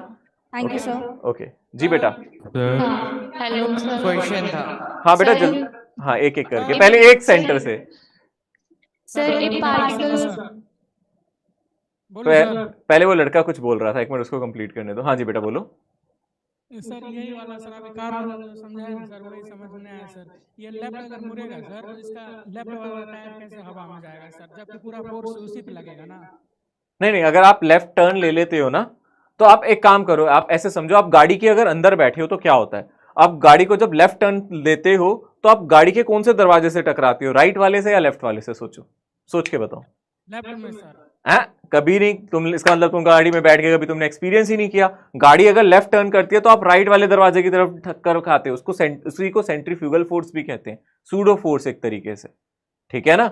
यानी कि जब आप गाड़ी को लेफ्ट टर्न करते हो और गाड़ी के अंदर बैठे हो ना, अगर आप ड्राइव कर रहे हो या गाड़ी के अंदर बैठो कभी पीछे, तो गाड़ी अगर लेफ्ट टर्न करती है तो आप राइट साइड जाके गिरते हो, राइट साइड जाके गिरते हो। यहां भी वही हो रहा है कि राइट साइड आप जाके गिर रहे हो तो गाड़ी के इधर वाले पहिए ऐसे उठ जाएंगे, है ना, मतलब आप राइट साइड जाके गिरोगे तो गाड़ी ऐसी टेढ़ी हो जाएगी। आप टर्न लेफ्ट कर रहे हो तो गाड़ी ऐसी तिरछी हो जाएगी, तो इधर वाले जो 2 पहिए हैं ना अंदर वाले, ये हवा में आने की कोशिश करेंगे, इसलिए राइट वाले पहियों पे जो नॉर्मल रिएक्शन है वो बढ़ जाएगा, ठीक है। सर एक क्वेश्चन था। क्या बच्चे? सर हाँ पहले एक मिनट वो लड़की को कंप्लीट कर दो, बेटी एक सर, मिनट बच्चे को कंप्लीट करने दो। हाँ बोलो। A particles move with constant angular velocity in a circle during the motion. Its option energy is conserved, momentum is conserved. Momentum नहीं कंजर्व होगा, मैंने आज ही पढ़ाया है। एनर्जी कंजर्व कौन सी हो सकती है, अगर हम बात करें काइनेटिक एनर्जी उसकी कंजर्व्ड है ना। Energy and momentum both are conserved या none of above. अब एनर्जी, टोटल एनर्जी कह रहा है, वो क्या कह रहा है, टोटल एनर्जी की बात करें, यूनिफॉर्म सर्कुलर मोशन कह रहा है, Constant angular velocity in a circle during the motion. Constant angular velocity, हाँ तो ठीक है, तो उसकी काइनेटिक एनर्जी कंजर्व होगी, मतलब एनर्जी कंजर्व होगी, ठीक है, एनर्जी कंजर्व। मोमेंटम तो हो नहीं सकता ना, आज ही तो पढ़ा है, मोमेंटम के लिए तो डायरेक्शन भी सेम रहनी चाहिए ना, ठीक है। Thank you. हाँ हाँ बेटा, अब कोई बच्चा एक बोल रहा था कुछ, सर डीपीपी का एक क्वेश्चन था। बोलो बोलो बोलो। ऐसी क्लास आप DPP हाथ से बैठ के रखा करो। एक मिनट बेटा, डीपी वाले का एक बार सवाल सुनने दो मुझे। सर ये एक्स्ट्रा क्वेश्चन की क्लास सर प्लीज। सर हाँ जी। डीपीपी थर्ड का क्वेश्चन नंबर सेकंड सर। बेटे ऐसे मेरे को रट्टे थोड़ना पड़ेंगे, डीपीपी थर्ड का क्वेश्चन सेकंड का। सर क्वेश्चन बोल रहा हूँ। हाँ बोलो बोलो। A gramophone record is revolving with an angular velocity w. A coin is placed at a distance r from the center of the record. हाँ, इस केस में अगर कोई चीज ऐसे पड़ी है ना बेटा, तो इस केस में आपको फ्रिक्शन ही क्या देगा, सेंट्रीपिटल फोर्स, याद रखना। जैसे कोई कॉइन पड़ा है ना, तो कॉइन पे फ्रिक्शन कितना लगेगा, जल्दी से बोलो, म्यू एम जी, है ना। ये किसके इक्वल हो जाएगा, सेंट्रीपिटल फोर्स यानी एम आर ओमेगा स्क्वायर। बस Yes, अब तो सोल्व हो गया, एम से एम बेटा कट गया, आपको जो निकालना है आप निकालो यहाँ से, कोई दिक्कत नहीं। Thank you, sir. ठीक है, चले, Okay, sir. Bye. Okay, all the best for your examination, do well in this Thank you, examination, sir. ठीक है। सर एक चीज छोटी सी Bye, चीज sir. पूछनी जी थी बेटा, सर। बेटा छोटी सी चीज वाले बच्चे पूछो। बस डांटना मत सर। हाँ डांटेंगे डांटेंगे, हाँ पूछो बेटा। पूछना था सर, ये वाला जो आपने आज सेशन करा है उसमें से कितने प्रोबेबल क्वेश्चन आएंगे, मतलब 60 जो आज मैंने सेशन कराया, अगर आप इस सेशन को अच्छे से कर लो तो आपको ऐसा लगेगा कि पढ़ा लिखा पेपर ही है। जो पेपर में आया है मिलता जुलता ही होगा, हो सकता है वैल्यूज अलग हो, क्योंकि टॉपिक ही छोटा है ना, तो मैं तो वो सारी चीजें पढ़ाऊंगा वही टेस्ट में आएंगी, मतलब इससे मैं अलग पढ़ा भी कह सकता हूँ, टेस्ट में यही आएगा, मिलते जुलते क्वेश्चन होंगे। मतलब 40% चांस है कि एग्जैक्टली मतलब 40% तो आपको लगेगा मिलता जुलता, ठीक है। बिल्कुल सर। सर एक और रिक्वेस्ट था सर हमारी तरफ से कि हर एग्जाम से पहले आप थोड़ा ये वाला सेशन बेटा मैं करवाइए। पूरी कोशिश करूंगा कि एक हमेशा एग्जाम से पहले एक सेशन लूं जिसमें आपके क्वेश्चंस की प्रैक्टिस करा दिया करूं, ठीक है। क्योंकि इसमें बहुत हेल्पफुल हो रहा है हमें। ठीक है ठीक है। Thank you so much. Muzaffarpur से क्या कह रहे हो बच्चे, सर कौन वाला क्वेश्चन एक बार। कौन वाला, हाँ बेटा सर इसमें अगर फ्रिक्शन लगे वो कितने लगेगी फ्रिक्शन। ये तो फ्रिक्शन लेस सरफेस के लिए था ना। सर अगर फ्रिक्शन हुआ तो फ्रिक्शन कहाँ लगती है बेटे, टेंडेंसी पे डिपेंड करता है। अगर ये बहुत ज्यादा स्पीड से रोटेट कर रहा है, जैसे उसमें नहीं करते थे बैंकिंग ऑफ रोड में, मैक्सिमम स्पीड वाले केस में फ्रिक्शन नीचे, और अगर इसकी स्पीड बहुत कम है तो फ्रिक्शन कहाँ लगेगा, ऊपर। मतलब ये स्लाइड करने की कोशिश कर रहा होगा नीचे, जब बहुत कम स्पीड से घूम रहा होगा तो फ्रिक्शन कहाँ लगेगा, ऊपर, जैसे बैंकिंग ऑफ रोड में करते थे। सेम बैंकिंग ऑफ रोड वाला है, उसमें करते थे ना वी मैक्स में फ्रिक्शन नीचे और कम स्पीड में फ्रिक्शन ऊपर, ठीक है। चलो सर जी बेटा, सर बोल रहे थे क्या कि मतलब सर्कुलर मोशन का ना ये मॉड्यूल में बहुत कम क्वेश्चन दिए हुआ था, तो वो तो मतलब क्वेश्चन में 2-3 मात्र क्वेश्चन ऐसा था जो नहीं सॉल्व हो पाया। उसके बाद फिर डीपीपी जितना मिला हुआ था पूरा सॉल्व होने के डीपीपी कर बाद लिया ना आपने, डीपीपी कर लिया और आज का क्लास कर लिया, इतना बहुत है बच्चा, घबरा मत, ठीक है ना। सर बट आज का क्वेश्चन में ज्यादा आइडिया नहीं लग पा रहा था सर। अब पर समझ में आ गया सारा क्वेश्चन आज का। यस सर, आज मतलब रिवीजन कर लेंगे तो हो ही जाएगा। बट हो जाएगा तो इसको अच्छे से कर लेना, मुझे भी कमी लगी तभी इसलिए मैंने आज एक आपका एक्स्ट्रा क्लास लिया ना, ठीक है ना। मैं आप ही के लिए तो हूँ, बच्चों को सबको अच्छा लगे और बच्चों का रिजल्ट अच्छा है, ठीक है ना। आपका भविष्य सुधरेगा, अच्छे डॉक्टर बनोगे तो मेरा भविष्य सुधारोगे, ठीक है ना। चले, ओके ओके बच्चे, हाँ बोलो बोलो भाई बोलो। सर टेस्ट में सिर्फ सर्कुलर मोशन आएगा। पिटाई हो जाएगी बहुत ज्यादा, उल्टा लटका के मारेंगे तुम्हें। अब कह रहे टेस्ट में सिलेबस क्या आएगा। सर अगर फिजिक्स का नोट्स नहीं बनाए तो प्रॉब्लम होगा क्या आगे। फिजिक्स के नोट बनाओ बच्चे, हर सब्जेक्ट के बनाओ, सिर्फ फिजिक्स के नहीं। अरे जो सिलेबस पूछ रहा था पूरा सर्कुलर मोशन आएगा, बता रखा है सिलेबस मैंने, ठीक है ना। सर बट फिजिक्स का नोट्स नहीं बना पाते हैं, नोट्स से पर मतलब बेटा लास्ट में आपको स्लाइड्स भी शेयर की जाती हैं, आप टाइम निकालो, ये तो निकालना पड़ेगा। अब आप मुझसे कहो सर किसी तरीके से मेरे दिन के 24 के 28 घंटे कर दो, तो वो तो नहीं हम कर सकते ना। वो तो आपको खुद सोचना है कि मैं अपने दिन को कैसे, अपने दिनचर्या को किस तरीके से संभालूं, अपने डे रूटीन को, है ना, कि मैं अपना टाइम निकाल सकूं। अब मैं चलता हूँ, ठीक है ना। आप लोग अब पढ़ो, रिवाइज करो, ठीक है। जी बेटा बोलो बच्चे। सर एक दिन थोड़ा टाइम मिले तो डिस्कस कीजिएगा सर, शॉर्ट नोट्स कैसे बनाया जाए प्लीज। चलो मैं जरूर करूंगा आपसे, ठीक है। Okay thank you. ओके चलो बाय। ओके थैंक यू ठीक सर, है, खुदा ओके ओके, खुदा हाफिज बच्चे। शब्बा खैर।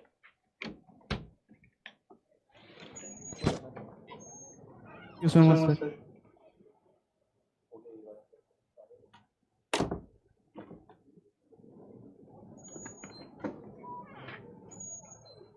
रूम की थी क्या? हाँ तो किसी और को बुलाना होगा।